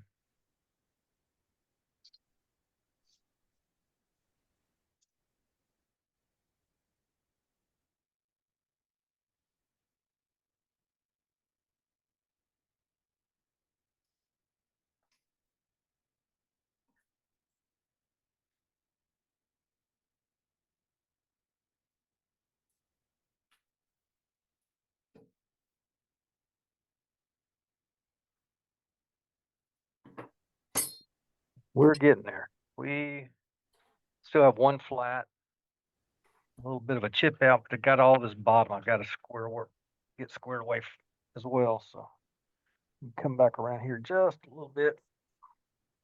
Make 1 more pass up the side.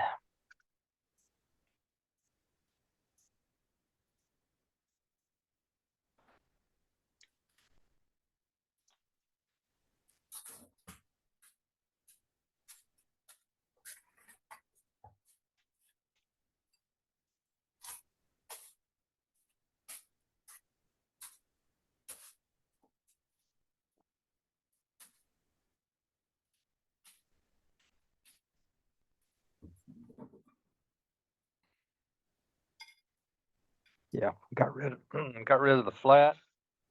I'm going to come in. I want to thin that down a little bit now, but I'm going to thin it down some more when we work on the top.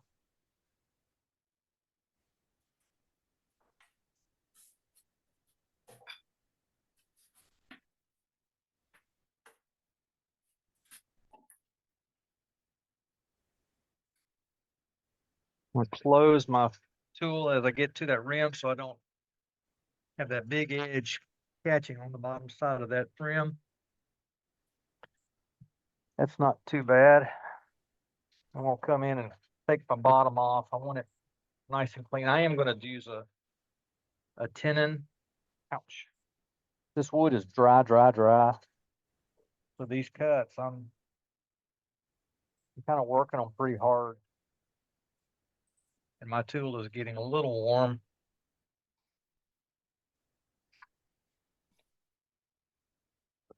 Going to blend a little bit here. I'm not going to get crazy with it because I've still got to do my tenon.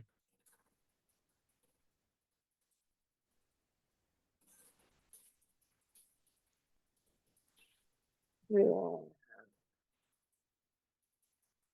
Close there. I'll double check. I've got my divider set. Oh, I was real close. Just the left leg of that divider touching. So it gives me just the tiniest little mark. We switch to, there we go. Switch to the in grain or in view. And no, you cannot see that little mark. I didn't figure. No, it's washed out. Yeah, this white wood, or not white, but light, very light wood washes, causes the picture to be washed out pretty badly. All right, now I can blend to more of a final curve. You can go back to the other camera if you want. That's probably a good idea. There we go. Yeah, you can see what I'm doing better. Yeah.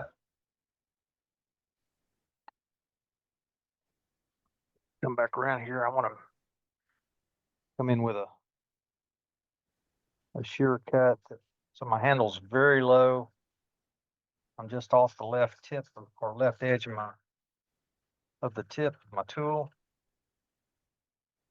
There we go. Back into my cut.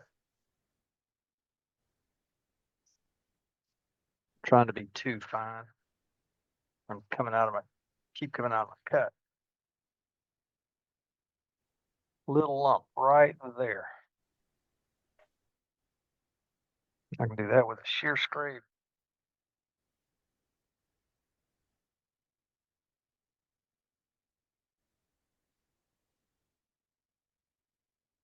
All right. Do it from the inside out. We'll get rid of all my problem children.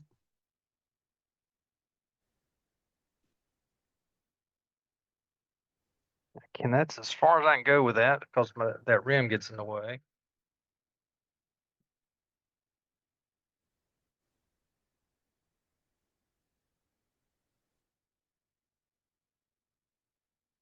Again, closing my flute when I get to the rim, and then once I get there, I can come straight out with a shearing scrape, get very fine cuts there. Little lump right there.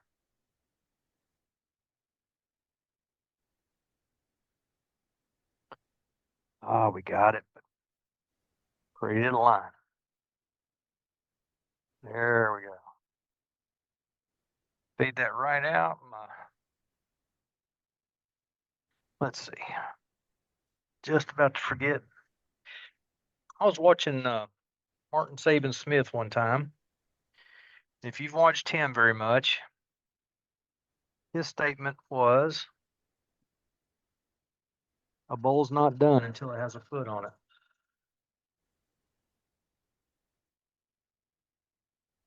And I took that to heart. Martin Saban Smith, the guy that made Hampshire Sheen waxes and whatnot. His thought was a bowl ought to always have a foot on it. And after I thought about that a while, I started putting a foot on my bowls, and it does make a difference. Gives it just that little bit of lift. Doesn't have to be a big foot, just a foot. So, what did I do with it? You'll notice my red bowl got just a little foot there. There's just a little shadow line when it sits on the table. And so I've tried to make that a habit. Put just a little foot on, and then I'll clean it up even more when we reverse it and take that tenon off. Don't have to worry about it rounding too much, because when I sand it'll get round.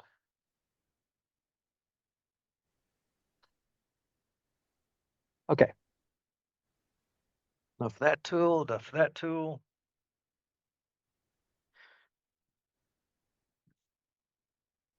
Right. There's my dust collection. Needs to be turned just a little bit, so I got too many shavings down here. It doesn't like to move. I'm getting to the point I need to sweep. Hey, Doug. Uh-oh. Yes. Did you ever find your ring? No. Wow, My wife is you're really determined we're going going to back find on that. Sorry about that. it. No, I don't. That doesn't bother me. It's one of those things I have written it off. It's Moved gone. on. Moved on. Yeah. Yeah. One Wow, of that these was a long days. time ago. Yeah. One of these days I'll do a total rearrangement of the shop, and I might find it then.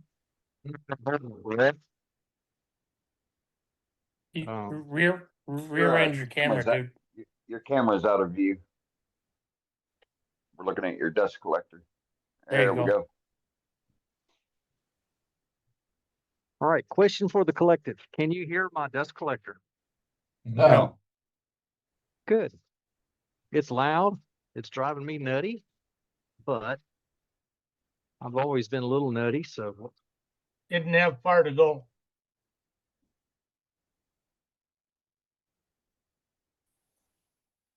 When it's a nice big open curve, a bigger piece than this, I will use my drill.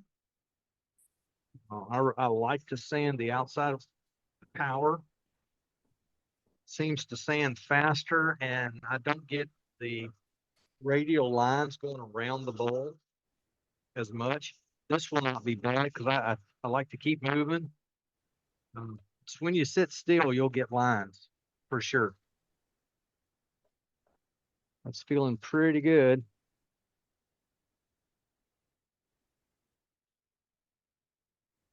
Take on What every grit? once in a while. What grit did you start with there? 80 grit. Okay.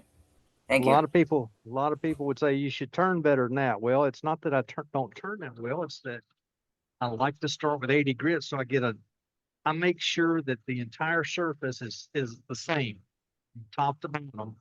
No soft spots, no hard spots. It's going to be the swell. Wood has soft spots and hard spots, but I'm going to take out stuff that could get left behind and cause you to have to go back. And I'm thinking I'm done as far as this grit, and I am. Little wormhole right there. I'm not going to worry about that because we're going to texture this. Spalting looks awesome. Yeah, it's pretty good. It's pretty nice, and that should come through. I'm with what I'm going to do. The original idea of this comes from Jeff Honig with his Moroccan bowls, and I've done that. Love doing it. I intended to do a whole series of them in different colors. This, I'm not going to paint this. His Moroccan bowls are painted, and then they're textured, and then waxed. I'm not going to paint this. I'm going to color it and texture it and wax it. So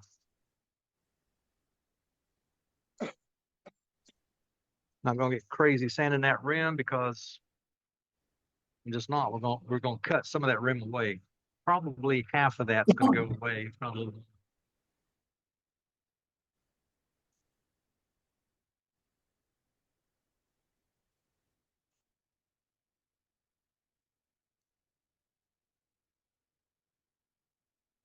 So to follow up the sandpaper question, I started with 80, then 120, then 180, and I finished with 240.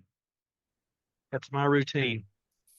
Then if I'm going after well, it depends on what I'm doing. At some point, I will generally use the abrasive paste, which will take it then starting with, it starts at about 320 and goes up to about 1,000. And that reminds me, Dane, I've not sent that message off, but I will. I've not forgotten to do it. I just haven't gotten to it. I've been working way too much. Okay, let's little chip in my foot right there, but we can fix that later as well. I'm gonna raise my tool rest just a little bit. Turn off that noisemaker. We're going to go to town with the Sorby mini spiraling tool. Actually speed my lathe up. I was at 410 to sand. I'm going to go up to 510. Got to back this up just a little bit, too close.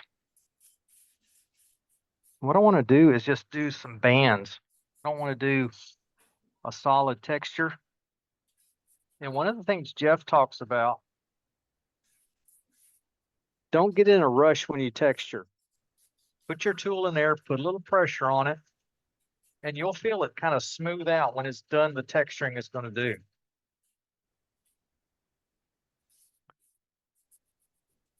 I did move that, but just slightly. Oh yeah, I've got a real nice. All right, where is it? No, there it is. I want to get my 1/4 inch skew, and I'm going to put a little demarcation line.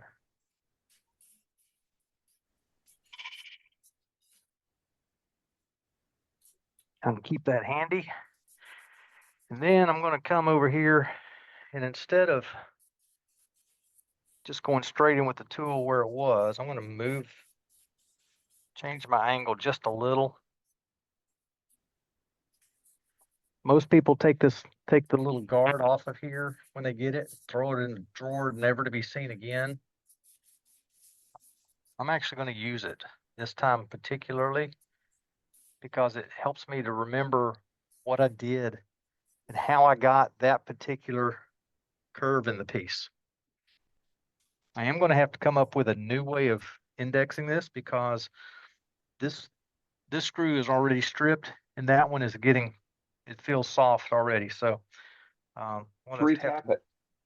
Yeah, I'm going to have to retap it with a different screw or get another screw that's same size, but I'm not going to get that. I'm going to get a harder screw for sure. And I'm pushing, my pressure is going straight into the bowl.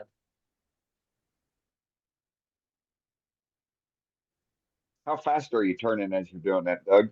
510. 510. Yep. Yeah, you don't need to be super fast. In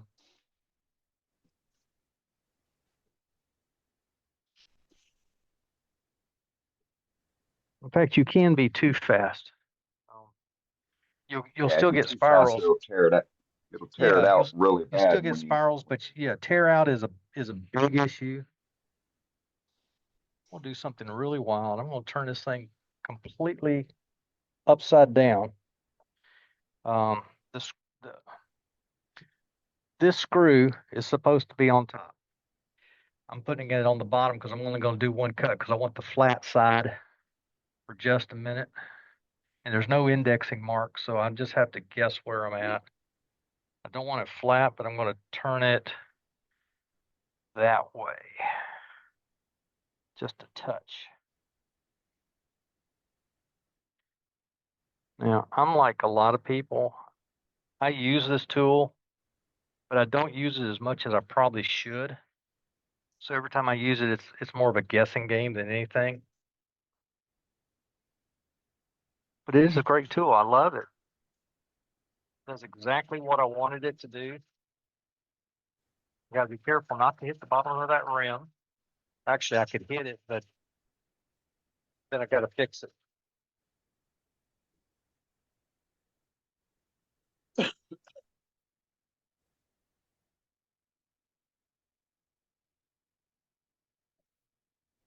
Should have just a little gap at the top of the hole while I do. Just got how can I get this like that? Come on. There we go.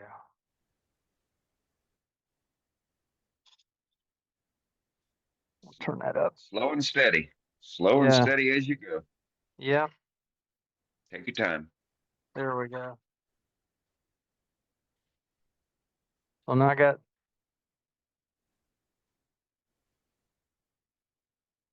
three texture bands with three. Yeah, three texture bands with three outlining lines. And we stop that, put it on end close, and you still can't see that. Yeah, it's getting whitewashed. That's okay. Let's do the, is that what I want to do? We can see the texture on the other angle, Doug. Yeah, yeah, we're okay. Okay. Now it's time to start having some fun. Pull out my doctor gloves. Right, get ready to turn your head and cough. Uh-huh. Uh-huh. Uh-huh. Uh-huh. Uh-huh. Oh me. Put them hands in some hot water first, will you? Warm them babies up. Yes, sir. I had to go get checked out when I was being hired to do the archery program for the local high school, and I had to go to a doctor and get checked out. Right. And he says, "This is everybody's favorite part." I said, it's not. He was saying that as he pulled out his gloves to put on. Yeah. And I know the question's about to come, so I'll go ahead and answer. This is the Salisbury Crafts. These are acrylic colors. They don't take long to dry. They're fairly quick, at least quick enough for what we're doing here tonight. I'm going to turn that lathe on at about, there's 100. Now we'll speed it up a little more than that. There's 200. That's just to get airflow going around that. That'll help it dry. Then we've got there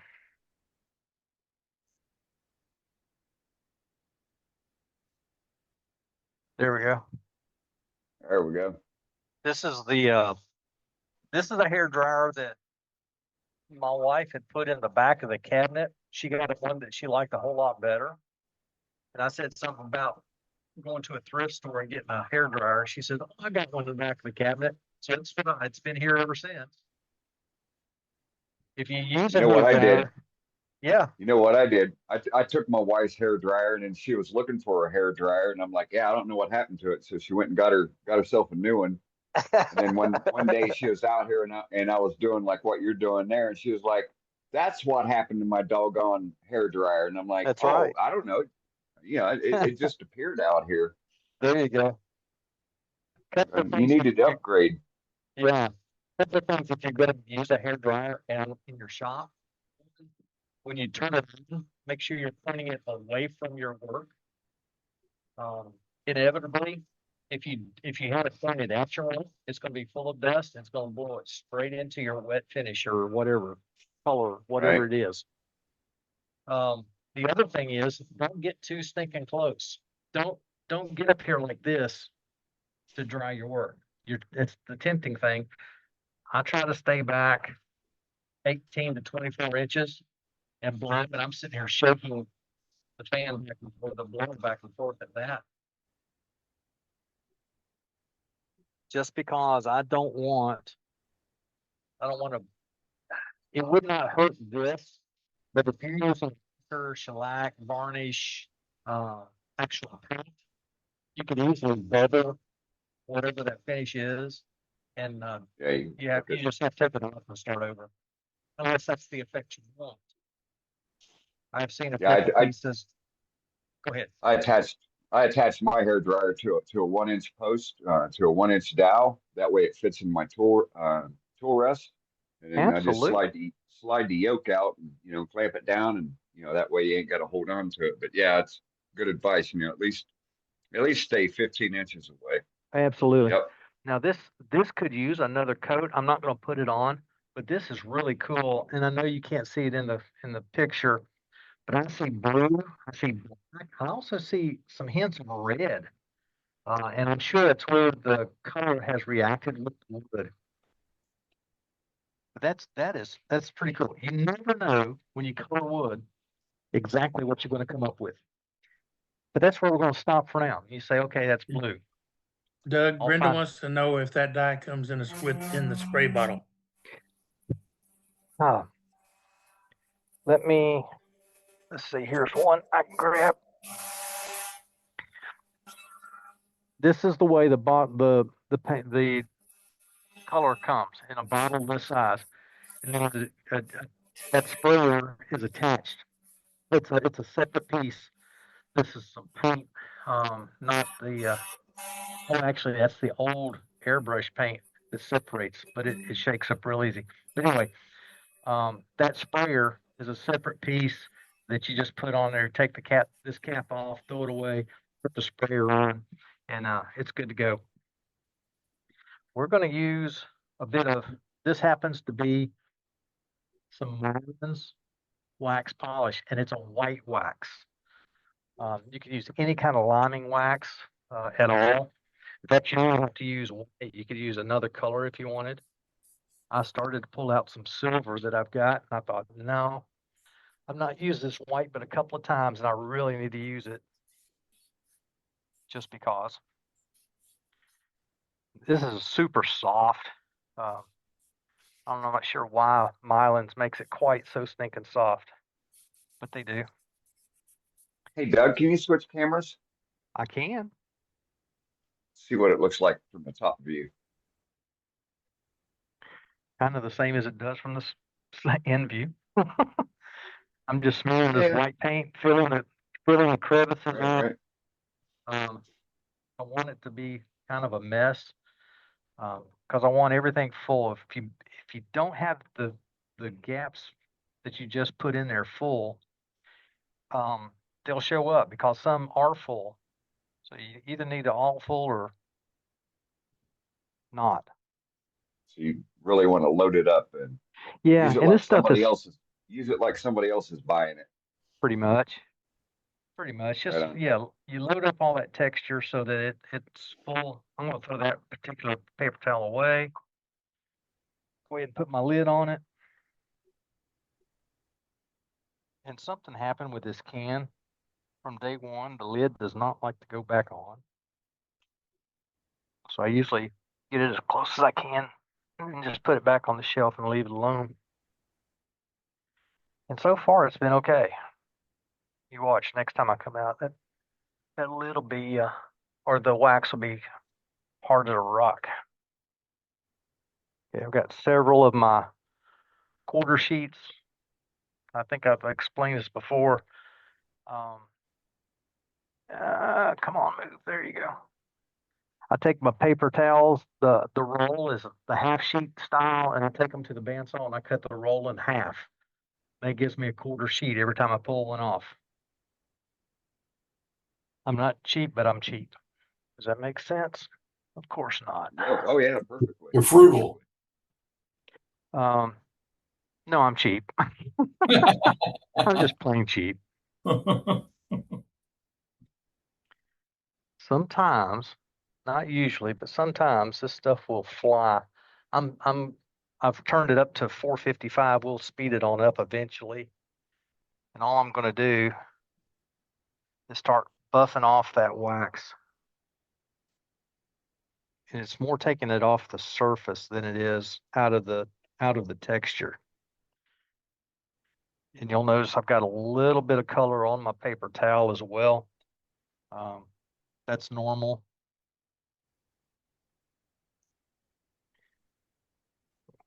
Turn that inside out.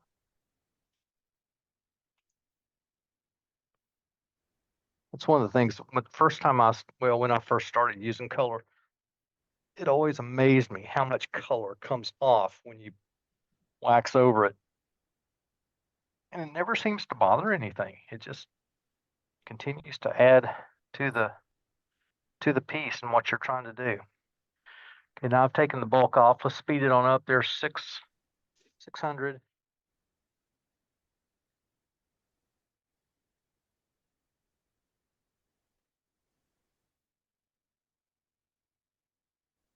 And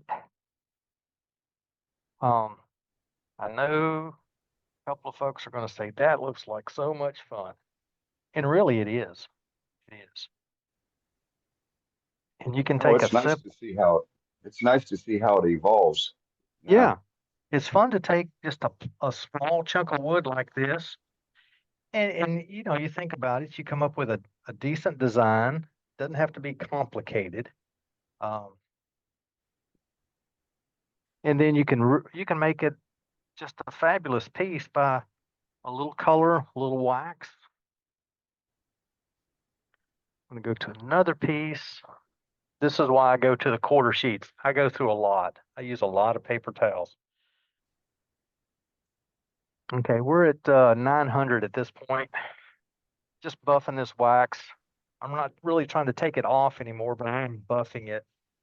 For all intensive purposes, the outside of this bowl will be done, other than taking off my tenon, and I'll have that little patch there, but I'll leave that natural.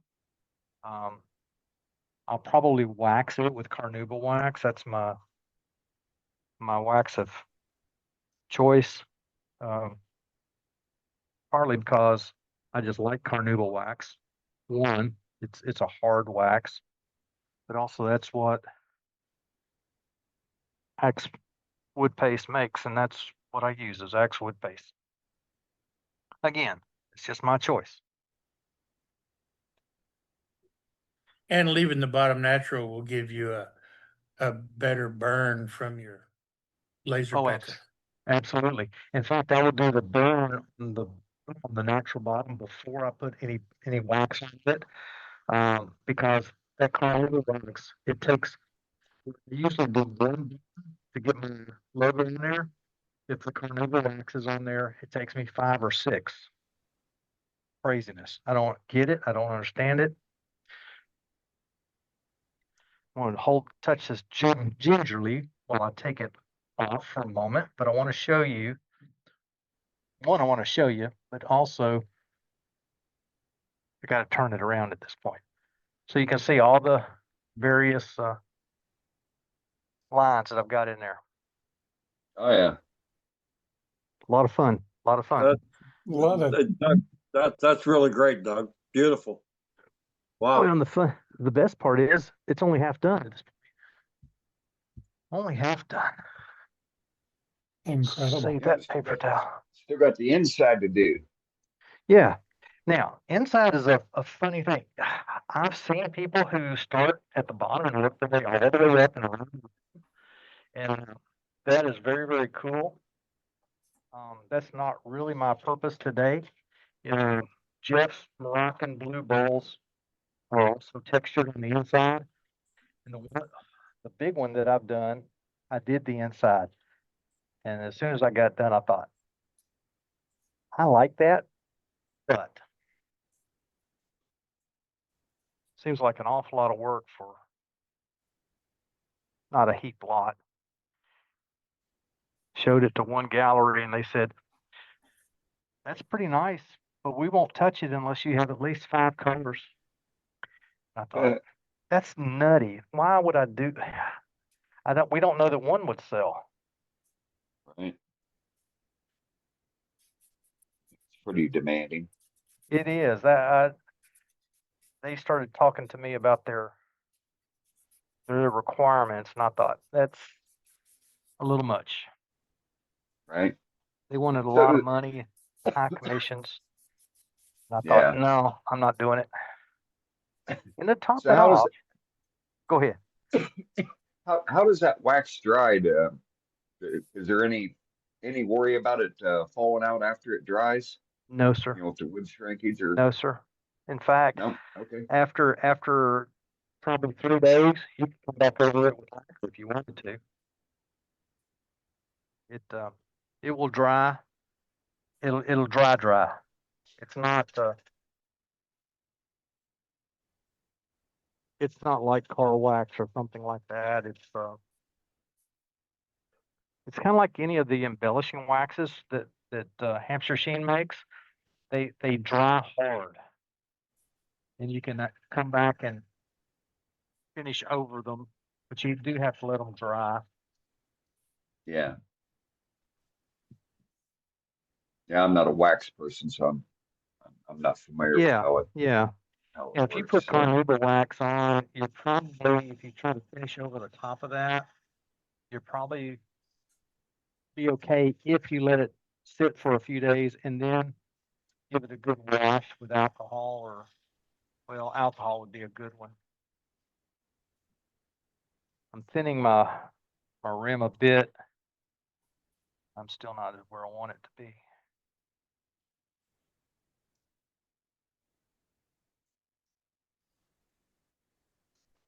Oh, why didn't you say something? Now you can see what we're doing.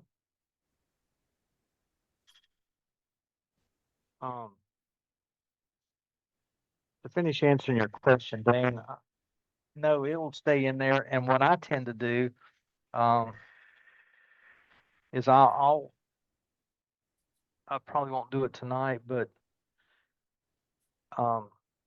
tomorrow, the next day, come back and put a coat of regular wax on it, just to protect what I've got.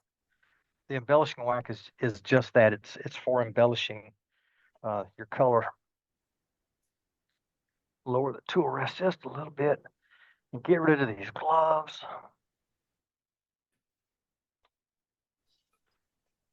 That acrylic color is nice and it will wash off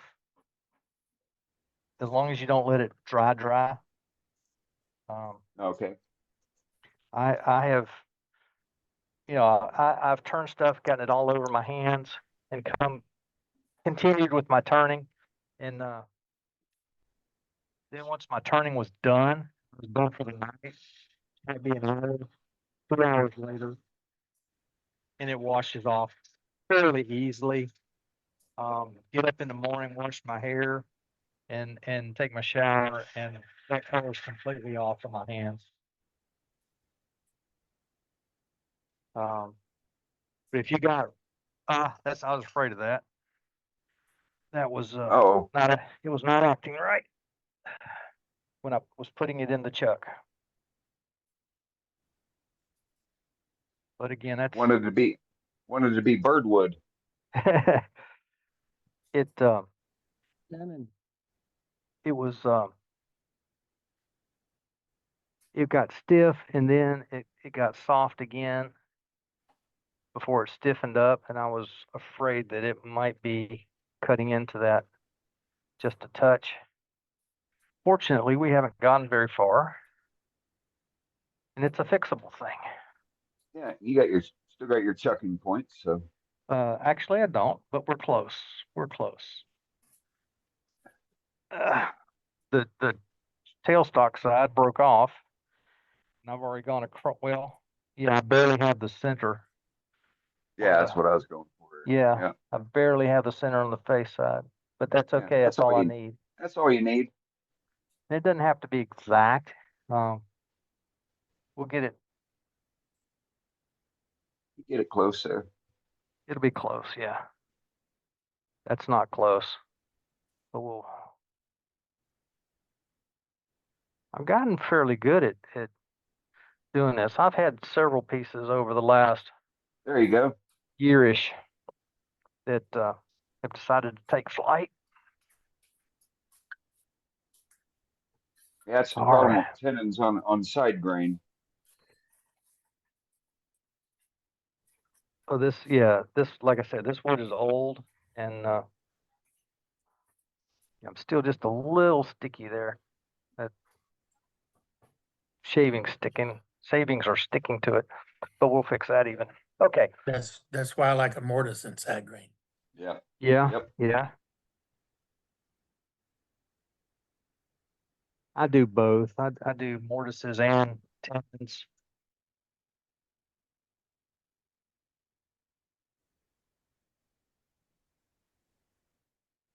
Man, that's still washing out. Got to work on that camera a little more. Had it the other day where I thought it looked pretty good, and tonight it's not doing well at all. Well, you may have to reset your white balance every time.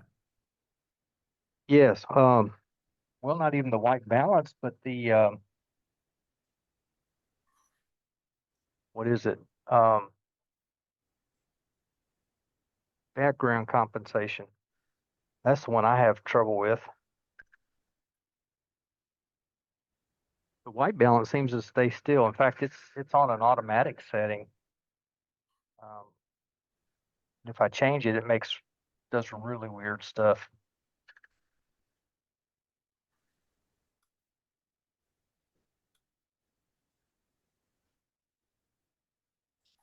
I thought the other day I'd try it again, try the white balance.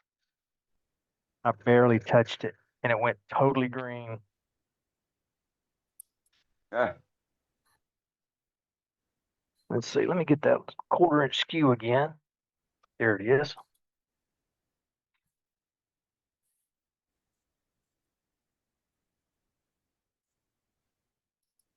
Just laid on its side, using it as a scraper.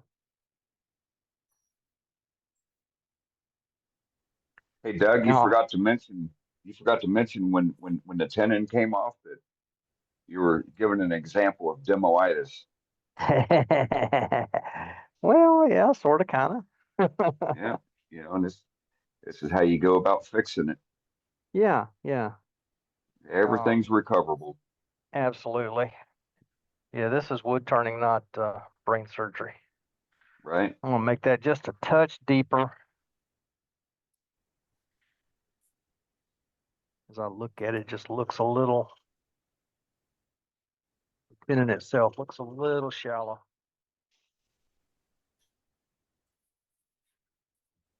And that may have been part of it too. That first tendon was extremely shallow, intentionally.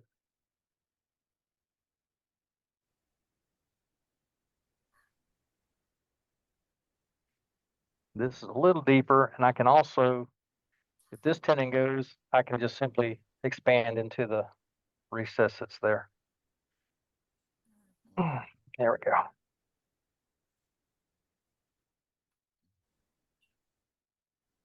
All right. Show you what I got. So you see the tendon here, but I've also got the recess out here. So I can go Right. either way with it, just in case. There you go. Just in case.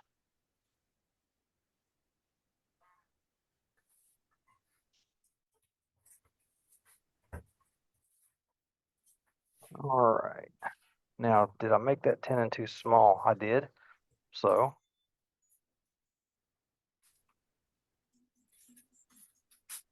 are these jaws big enough to grab that recess? That's the other question. I believe they are.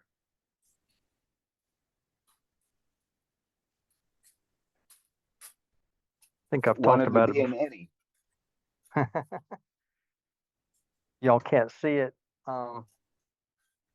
But what I tend to do is go around the chuck several times. I'm not cranking with two hands. When the wood quits giving way on both holes, that's when I know I'm tight enough. There we go. Now we can come back to what we were doing. Not exactly square.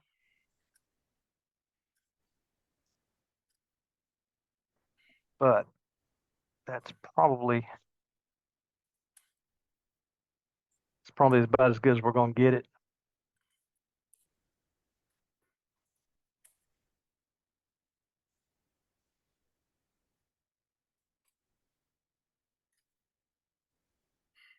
One of my friends used to say, it's a demo. This is a practice. Right.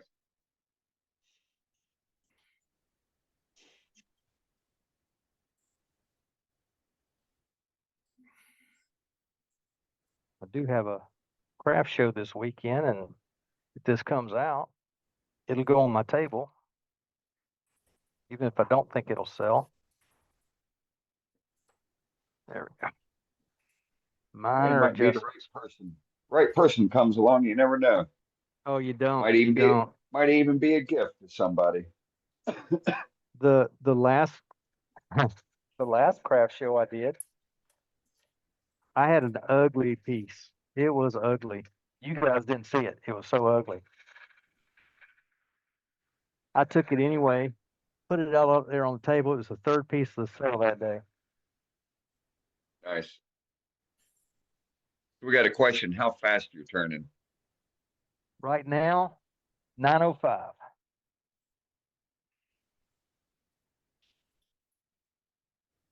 If I was real true in the chuck, I would probably speed that up a little more. I would speed it up a little more.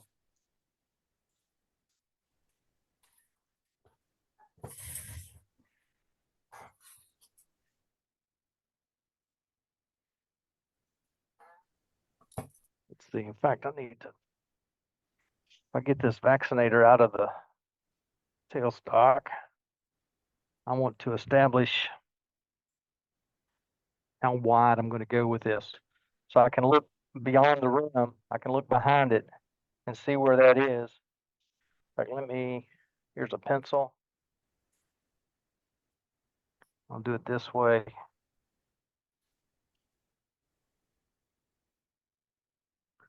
So that's where my bowl will start. Start in here. My flute is completely closed. Then as soon as I get a little bit of a rim there, I can open it up slightly and start working it in. But now that I've done that much, I can come back and clean up this rim.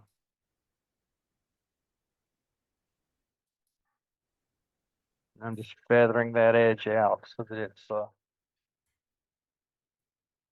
had a nice, or not a nice, it had a bad rough spot right on the inside portion there. I just want to clean that up a little bit.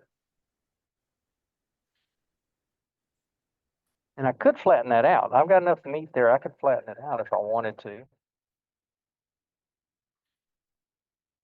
But I'm not going to.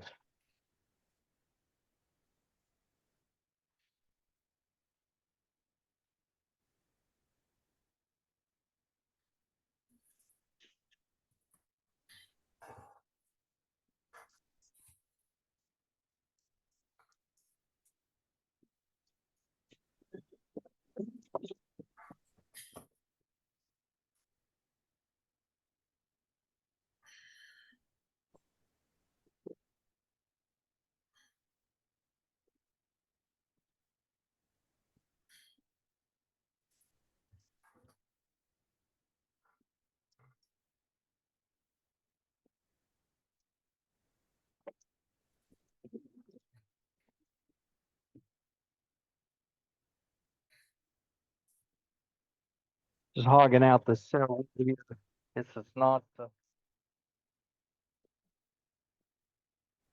just trying to get it down. I want to get a nice cut across the bottom here in just a moment so I can measure how deep I am, just to make sure. And I'll show you my measuring device again. I never have put that up and set it in. I need to do that. I think about it about every other day.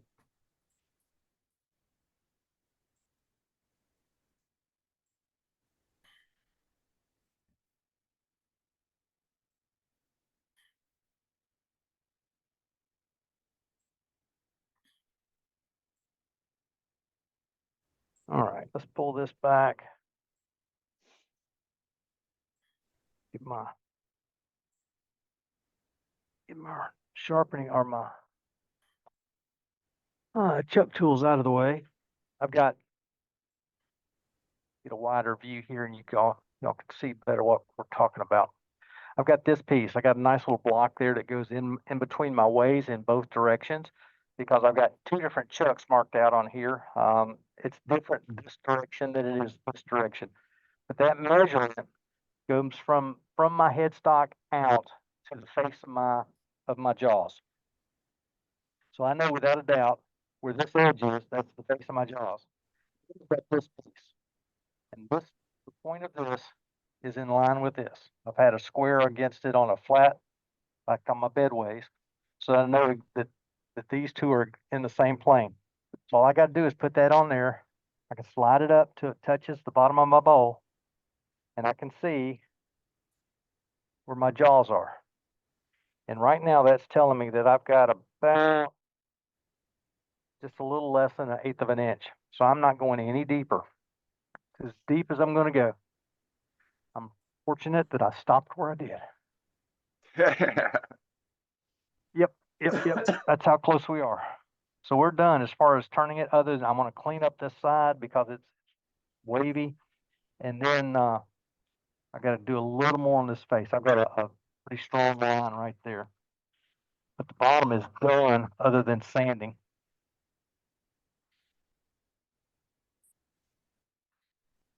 On again, same speed. We're still at 900.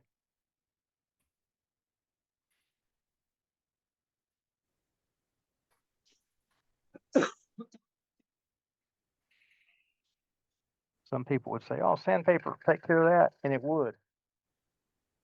But I'm like most of y'all. I don't like to sand any more than you do. Right. So I'm going to do what I can to get rid of. I won't get rid of the bowl gouge at this point. Yeah, if it's got more bumps than the Kardashian sisters, you want to use a tool. Yeah, right. Boy, that's a lot of bumps. I don't have those kind of bumps, but first time I heard you say that, Billy, I about fell off the couch. That was it was just too funny. Yeah, it's the first time I've heard it, and I'm going to steal that. On the sidewalls, I've heard it suggested, and I've taken it up. Turn that scraper up on its edge a little bit, so it's more of a negative rake. Yep. And you can. I've had more catches on sidewalls with my tool flat, but I was starting at the top and working my way down with it. But even still, turn that thing up, make it act more like a skew. Then on the bottom, you can flatten it out. You can really take some ridges out. That ain't bad. That ain't bad. I've got a new inertia sander that I was asked to try out. Only issue is it comes without a handle, so I've got to make a handle before I can use it. Get that dust collector on. What are you waiting on? Your wood turner? Well, time to do it. Time to do it. I know the feeling. Yeah, I've got a scraper sitting on the ways of my other lathe that have been begging me for a handle for about 8 months. Yeah. Well, I've shown and have used in demonstrations my inertia sander that I made from the kit that I got from Eddie, the little magnetic bearing and the bronze shaft. I made that one, and that sat on my shelf for 3 months. But then when he said he was closing down, he wasn't going to do any of that stuff anymore. I've got an envelope over there, a padded envelope with several of those kits. I do too. How many. I just don't remember where I put it. Oh, I know where mine is. It's right here in front of me. I can see it. I'm looking at it right now. Billy, it's right. Fun of me. Y'all make Billy, fun it's of right, me Matt. having gadgets that I don't use. I tell you. Yeah, Billy, it's right next to your laser pecker.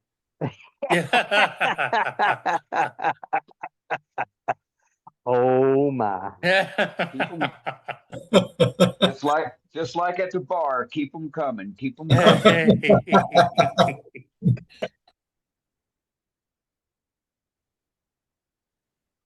It's going to be great up there at Level Up.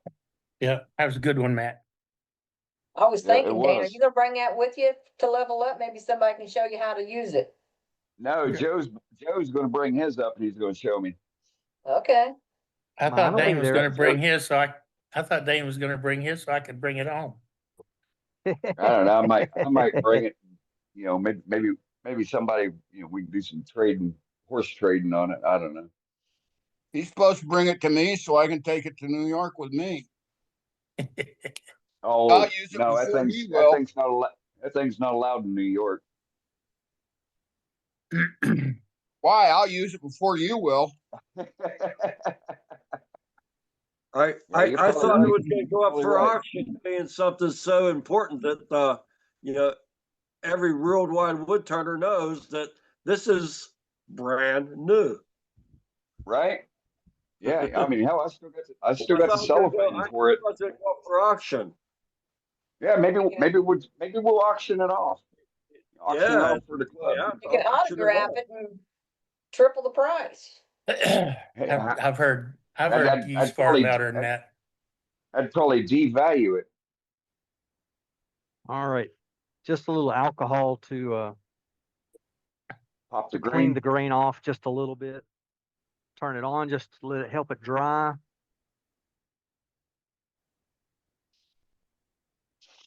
And then according to some of those guys across the pond, got to show you what it is or it doesn't work. That's a joke, by the way. That's good stuff. Yeah. Yeah, Billy uses it. Several of you folks use it. I know that. I put it on with a piece of white Scotch-Brite. It just, I don't know. You could use paper towel. You could use a piece of a t-shirt, anything to apply it. It really doesn't matter. I like to use the white Scotch-Brite. That just gives that little bit of abrasion as I put it on.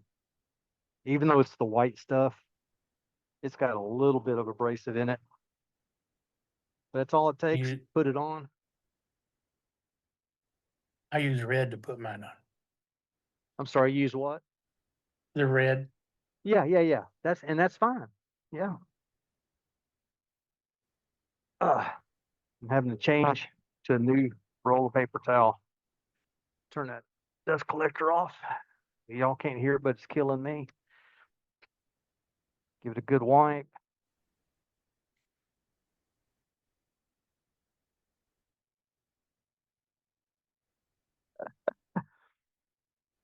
I had a visitor to the doorway of the shop. I think she's making sure I'm home, that I knew she was home. Connie checking on you. Yeah, buddy. Yeah. Yeah. My wife is a nurse, and so her 12-hour days, which are supposed to end at 6:30, rarely do. Right. She's been home for a little while, but not too awful long. She didn't get home at 7 like she probably should. Okay, that was 400. I'm raising it up to 500. I'm still using the dirty area of my paper towel for right now. The next time I speed it up, I'm going to start switching over to clean area. I do that just to make sure the abrasive paste has had enough time to do its job.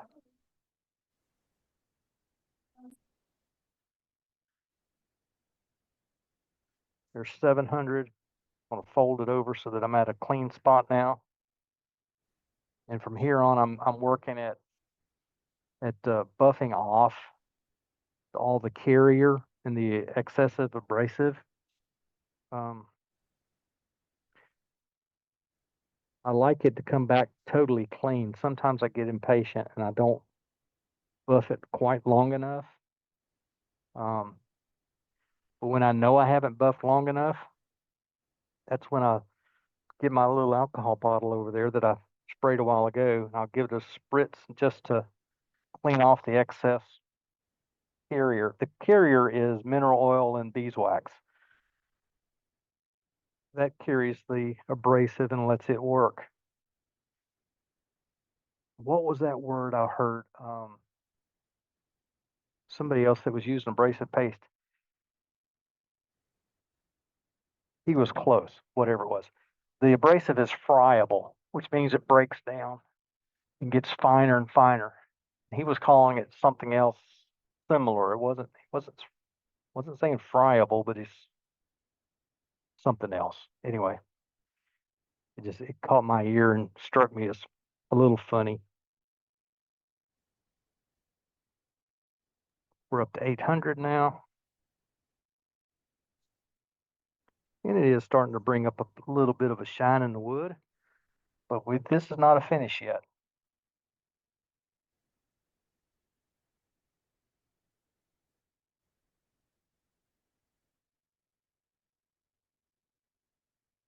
Seems like when Glenn Sr. still had Yorkshire grit, he said 5 minutes at the slow speed before you start trying to buff it off. I don't know. I don't think you need to have to do it 5 minutes. That seems a little long to me. Seems excessive. Yeah. It seems to have broken down a little quicker than that.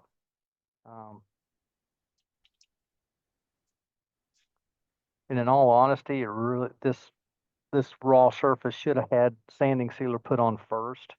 But sometimes I do it, sometimes I don't.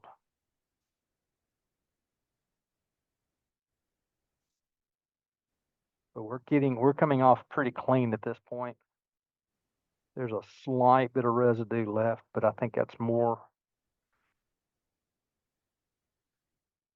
because this is demonstration, and I don't want to give us a little bit because I know there's some more gallery out there. Get a little spray of alcohol. By the way, I got tired of going to Home Depot and Lowe's or whatever to find the denatured alcohol. I started using isopropyl that I can get at the drugstore. I can get at Walmart. Right. A little bit of Pennies wax on on the the dollar. Yeah, it's a whole lot cheaper. And so far, of course, I don't make shellac. So there we go. Getting the wax out of the bug holes. That's what I'm doing. I don't make shellac, so I'm not worried about that. And it seems to be doing a good job for this kind of thing. Still dries quickly and does what I need it to do. Let me get a quick spread of wax on here. And this is the only place I keep cloth rags around in my shop, is in my wax jar. It's my applicator. I keep a small, this is a square of t-shirt, and I just leave it in the jar. So this cloth is totally saturated with wax.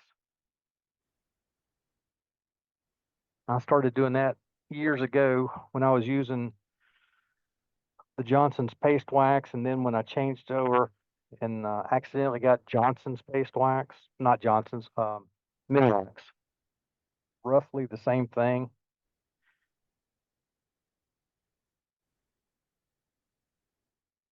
But I would leave my rag.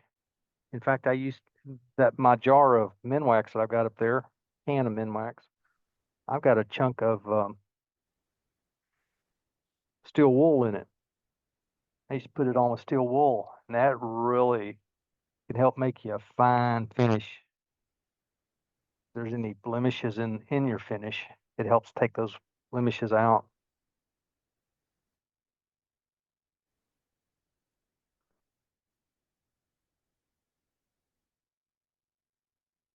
Got just a little color wax on top of the wax with the color underneath it all.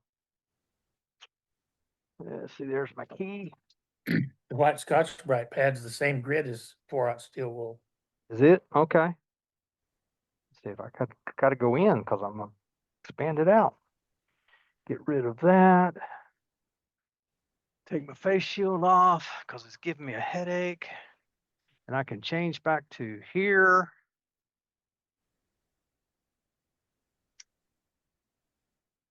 There's the inside. Nice fault lines. Just a nice sheen to the wood. It's not glossy, but it's also not flat. And then you see the bottom side with all of its texture and the two colors in there. I'll put this in a in mini cold jaws, and I'll take that bottom out of there. Can't go any deeper, but I will take the tenon off of there and wax that up. So there you have it. There you have it. Very good. Simple texturing, and then just a little bit of color with some a contrasting embellishing wax, and you've got something that people say, "How did you do that?" Well, Fantastic. Great demo. Thank you, Doug. Great demo. Yeah. And 3 different textures with one tool. Absolutely, absolutely. Yeah, you see the bottom is the original. We reversed it, and then we came back the other way with a different side of the tool, and it changed it just a little bit. The top and the bottom are a little different. Of course, they're a different angle. Yeah. They work just a little differently.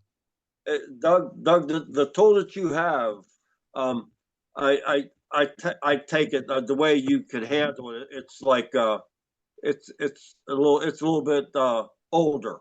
What do you recommend if I wanted to go to Woodcraft or something like that right now? What would I go and buy tomorrow? They carry that very tool.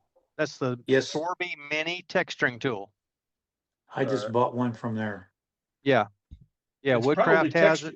It's probably texturing and spiraling tool. Yes. It comes with 2 of these little wheels. They're a little different. One's a little this one's the coarse one, I think. There's one a little finer on this particular. Yeah, you can kind of see it. Right. So they have a 1 mil, 2 mil. Yeah, that handle is nice and heavy, and it comes with this plate on the bottom, so that keeps it from rocking.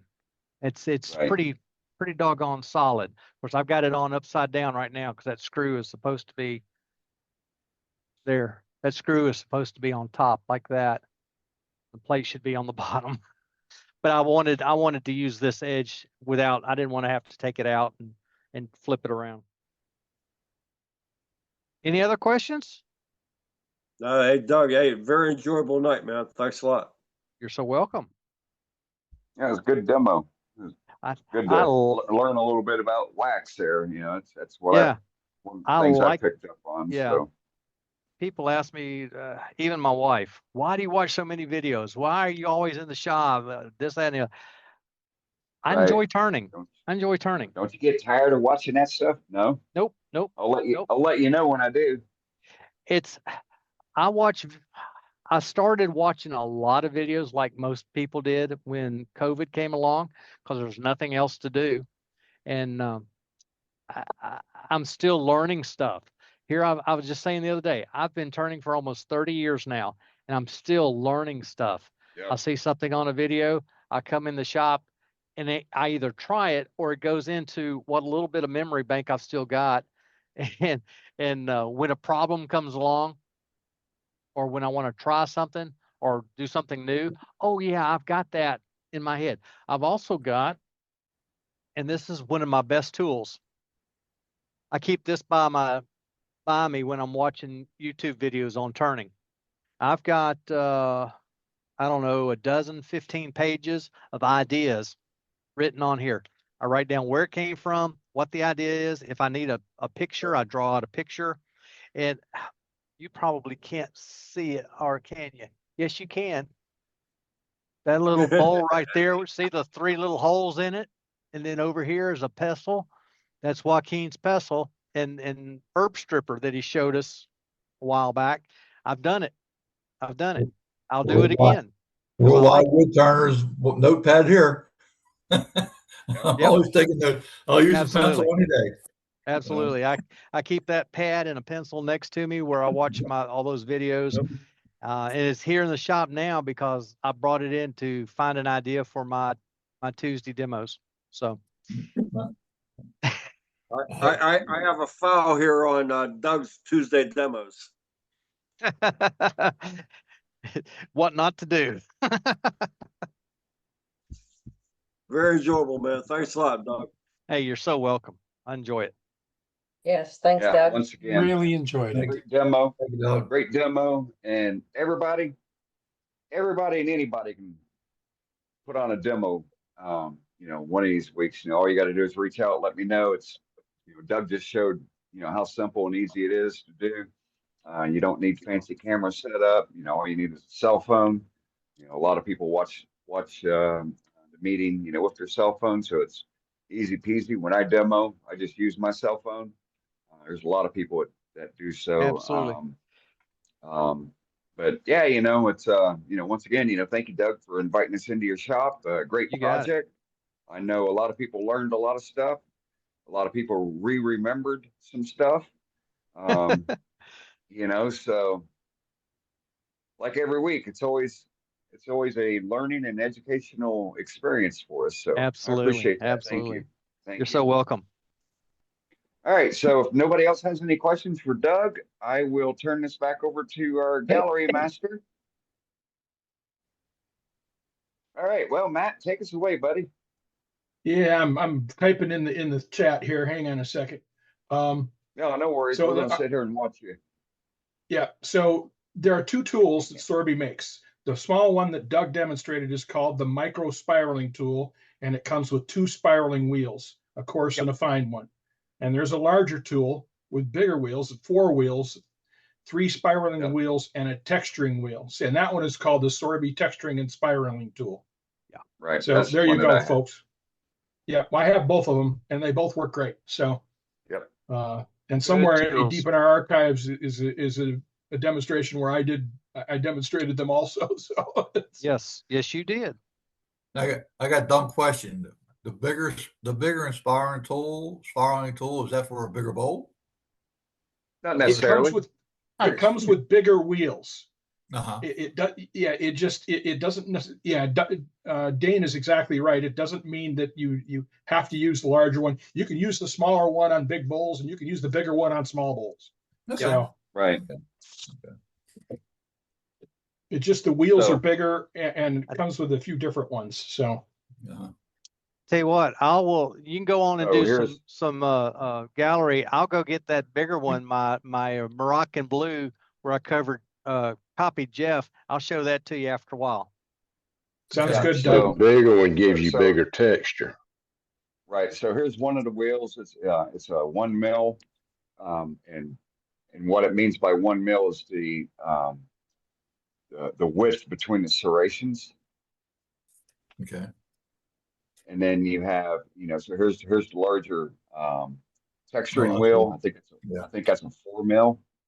That's a spiral. That's a spiraling wheel, Dane. The texturing wheel has bevels on both sides.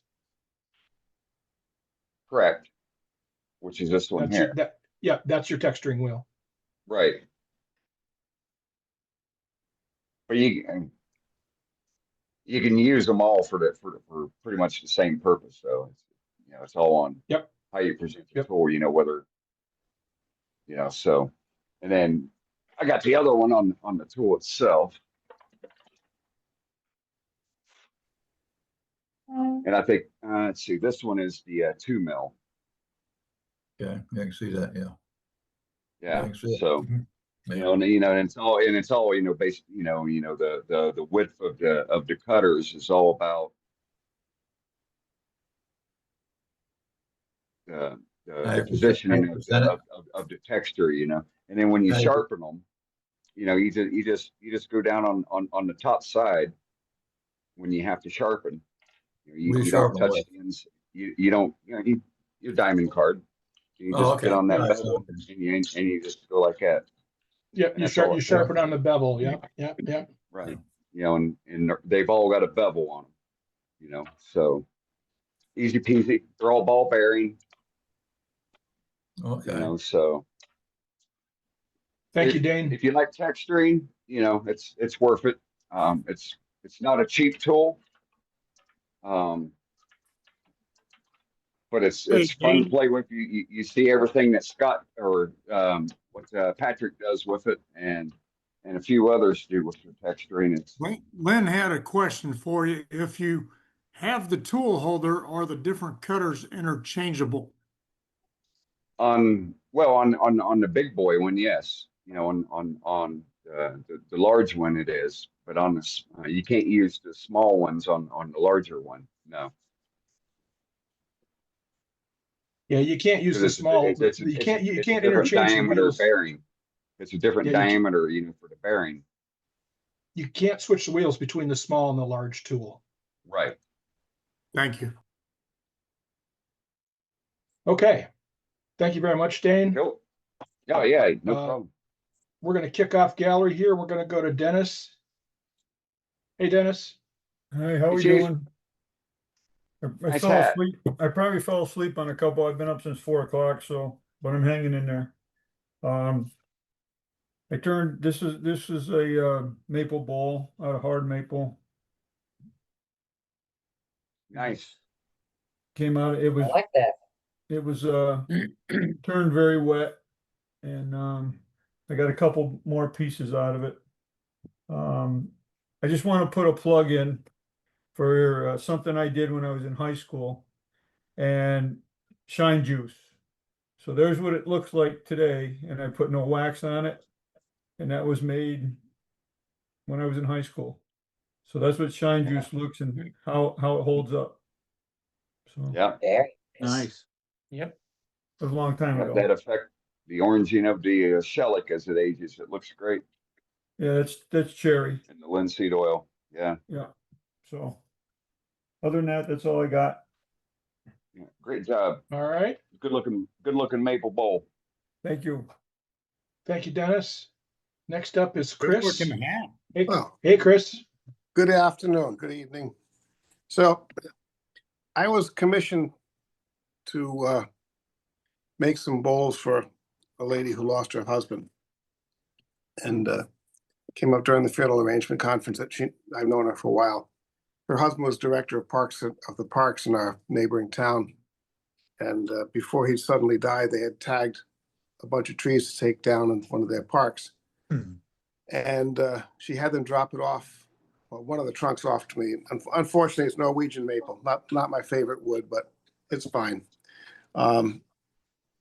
So she wanted 5 decent sized bowls for her family, and then a bunch of small ones for his coworkers. So this is going to be what I refer to as a small one.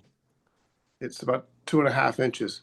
The neat thing about it is, though, I don't have a laser pecker, but I have a knockoff which might actually be better than that. And one of the things I do at my office when people ask is we scan fingerprints, and his print is on the bottom of the bowl. So you can ID that bowl that is his. That is awesome. I've since learned how to actually crop that print into a circle, but now, a little late for that one. I can't laugh. What's the name of your laser? I think it's called the Lumos from We Create. That's really cool. And it's I think 10 watts red and then 3.5 blue. It's quite a little machine. Oh yeah, okay. It can engrave on metal too. Yeah, different levels of power, and yeah, that sounds like a really good machine. Cool. We'll see how it holds up, because I definitely could not do this with my 100-watt Ohmtech. Understood. Well, thanks, Chris. That's it. All right, we're going to go to Mr. Scott because he's got something.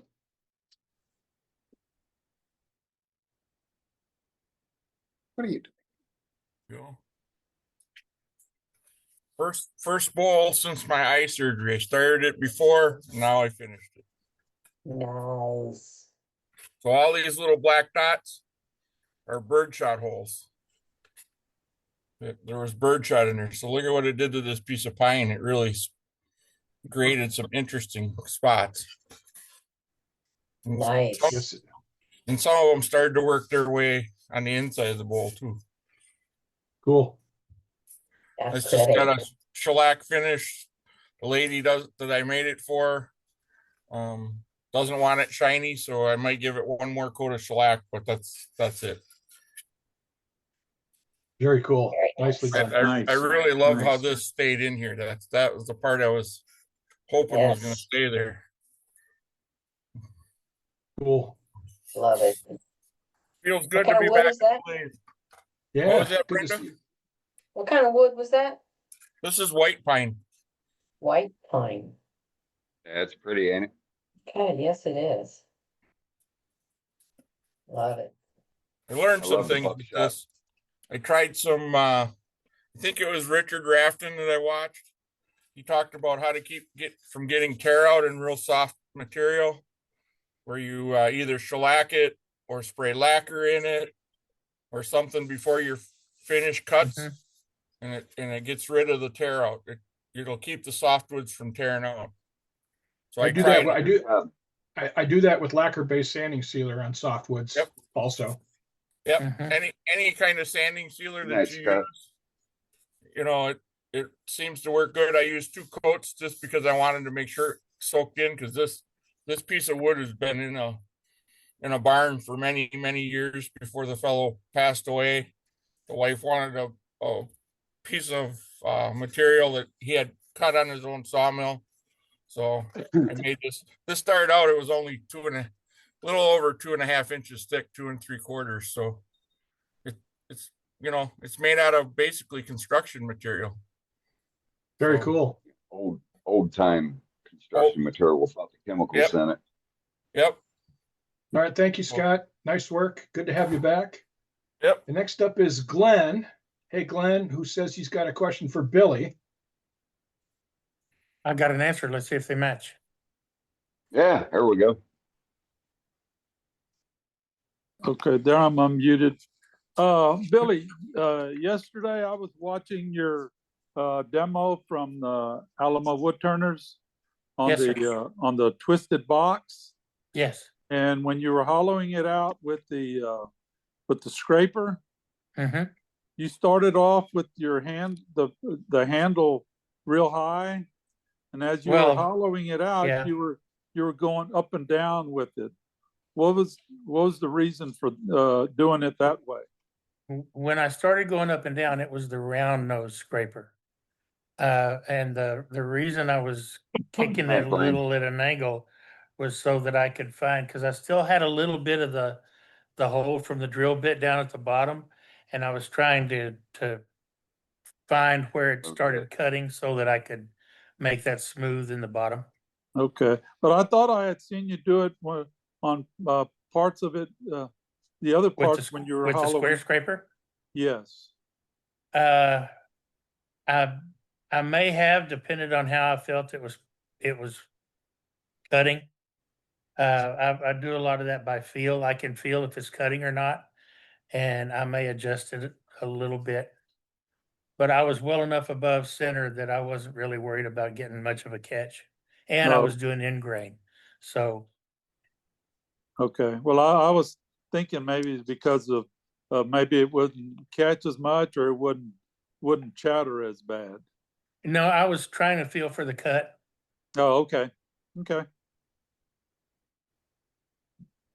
No, that was a good. I enjoyed the video. Thank you. Yeah.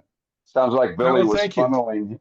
Sounds like Billy was funneling his internal Reed Gray using the scraper. Or raffin. Yeah, or raffin. Yeah. Yeah, I try using my scrapers quite a bit too, and I really like them on end grain. I just really do. Yeah, I do too. 100%. All right, thank you, sir. Yes, sir. Thank you, guys. Next up is Joaquin. Hey, Joaquin. Hey there. How y'all? Joaquin, American Dream. Do what? I said, Joaquin, the American Dream. Oh my gosh. Far from that, I guarantee you. Anytime you're here, it is. This is an enclosed ash bow at our ash. Nice. It got some pretty good figure in it. I don't know. Yes, Beautiful. Yeah, like that. Oh, yeah. That's pretty. Yeah, it's got some pretty good figure in it. Yeah. You don't I want that, really do you? enjoy doing enclosed bows. I like an enclosed bow better than I do an open one. But this one's spalded hackberry. It's let's see if I can get something showing. Oh, wow, that's pretty. Yeah. hey. That's beautiful.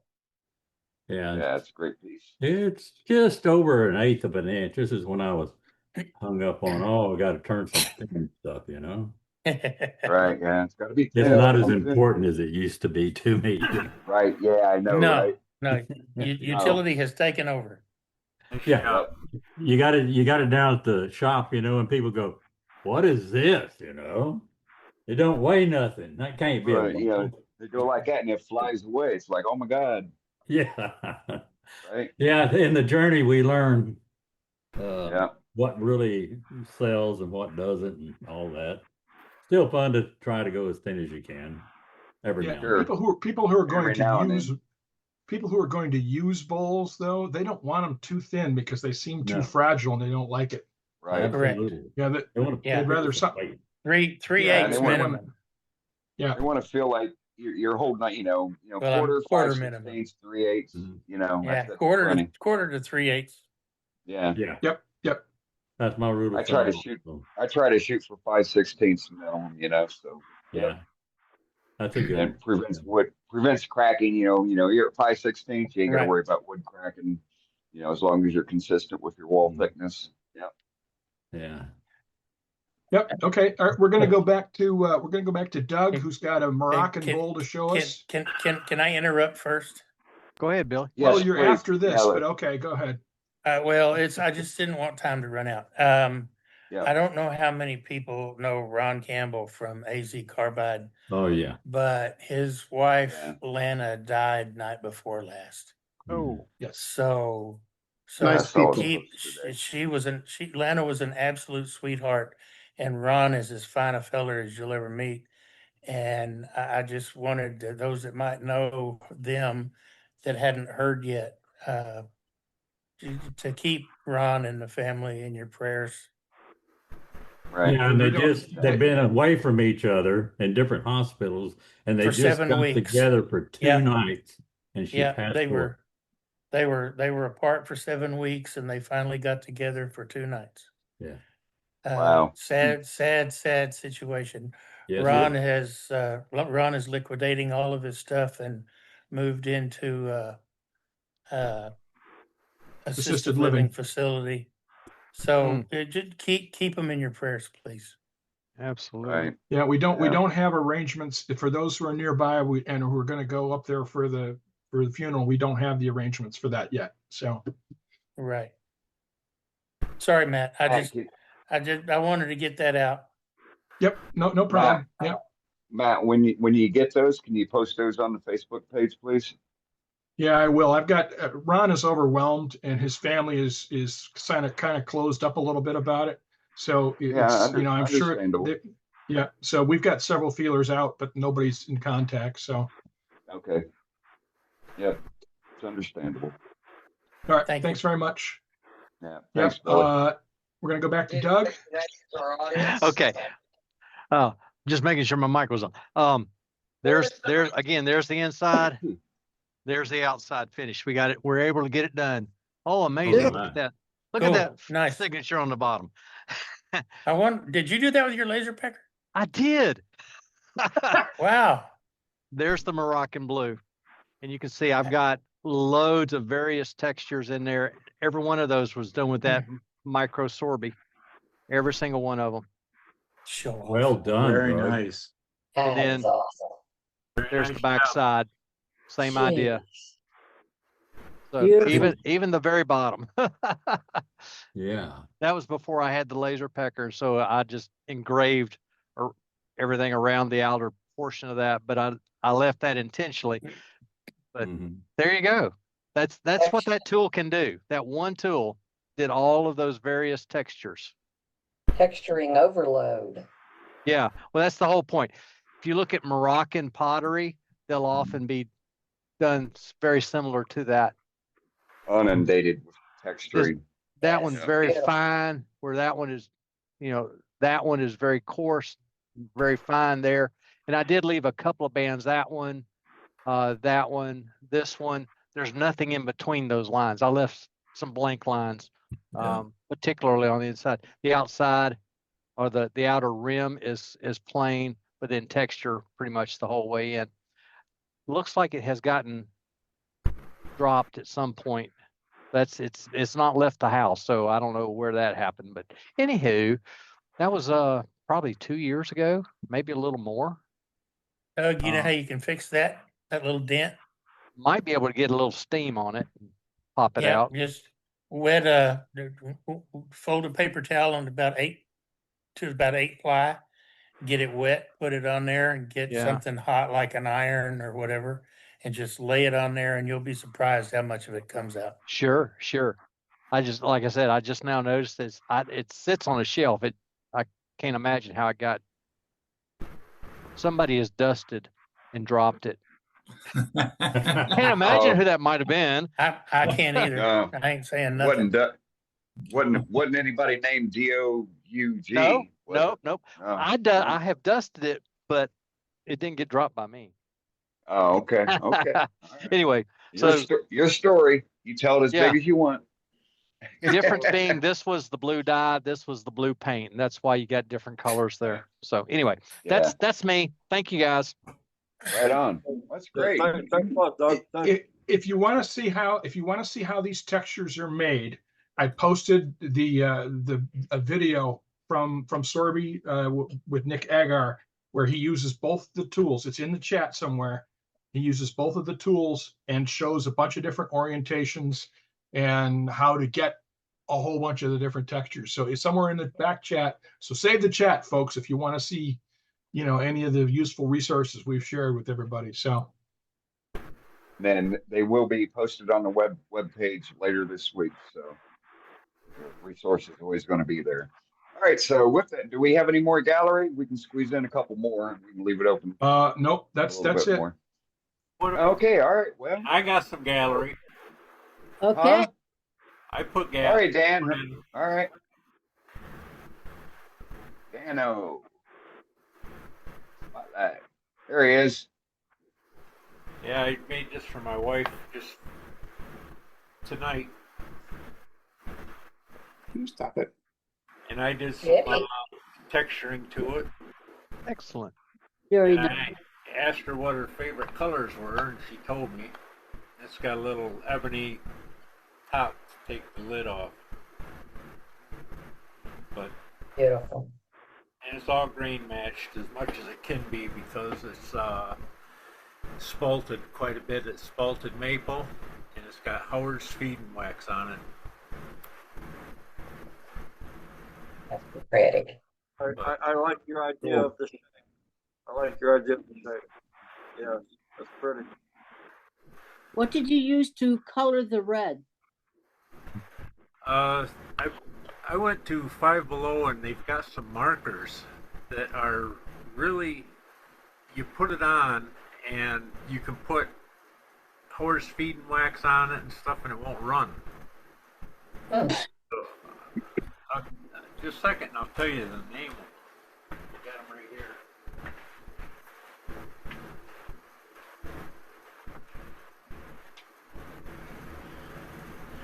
Oh, they're illustration markers over at Five and Below. Okay. Five Below. Yeah. Oh. And these are the best markers I've found because all the other ones run. That's what I found too. Cool. Very good. Never heard of them until now. Never heard of Five Below either till now. But that's all I got. Very cool. All right. Wonderful. Thank you, Dan. Yep. We got anybody else lurking in the background? Going once, going twice? No? All right. Well, we'll call this a demarcation point of the main meeting. Thank you all for hanging out with us tonight. It's been a real nice walk down the embellishment of how to do different types of embellishing for your work tonight. Between the demo that Doug did, between the piercing that Patrick showed, to the carving with the leaves on the bowl that Dewey Johnson did, to that monstrosity that guy in Tucson showed off. And then everybody else, with all the great work. Dan just showed some embellishing pieces there. What a great team that we had tonight. I'm excited to see what we're going to have next week, and so with that, I'm going to leave the meeting open, for the after hours. You're welcome to hang out. All I ask is, you turn your camera on, unmute yourself, and participate. Otherwise, we will see you all next week. I've got another excellent demo on tap. With that, we'll see y'all later. Save the chat. All right, Save the coaches, chat. don't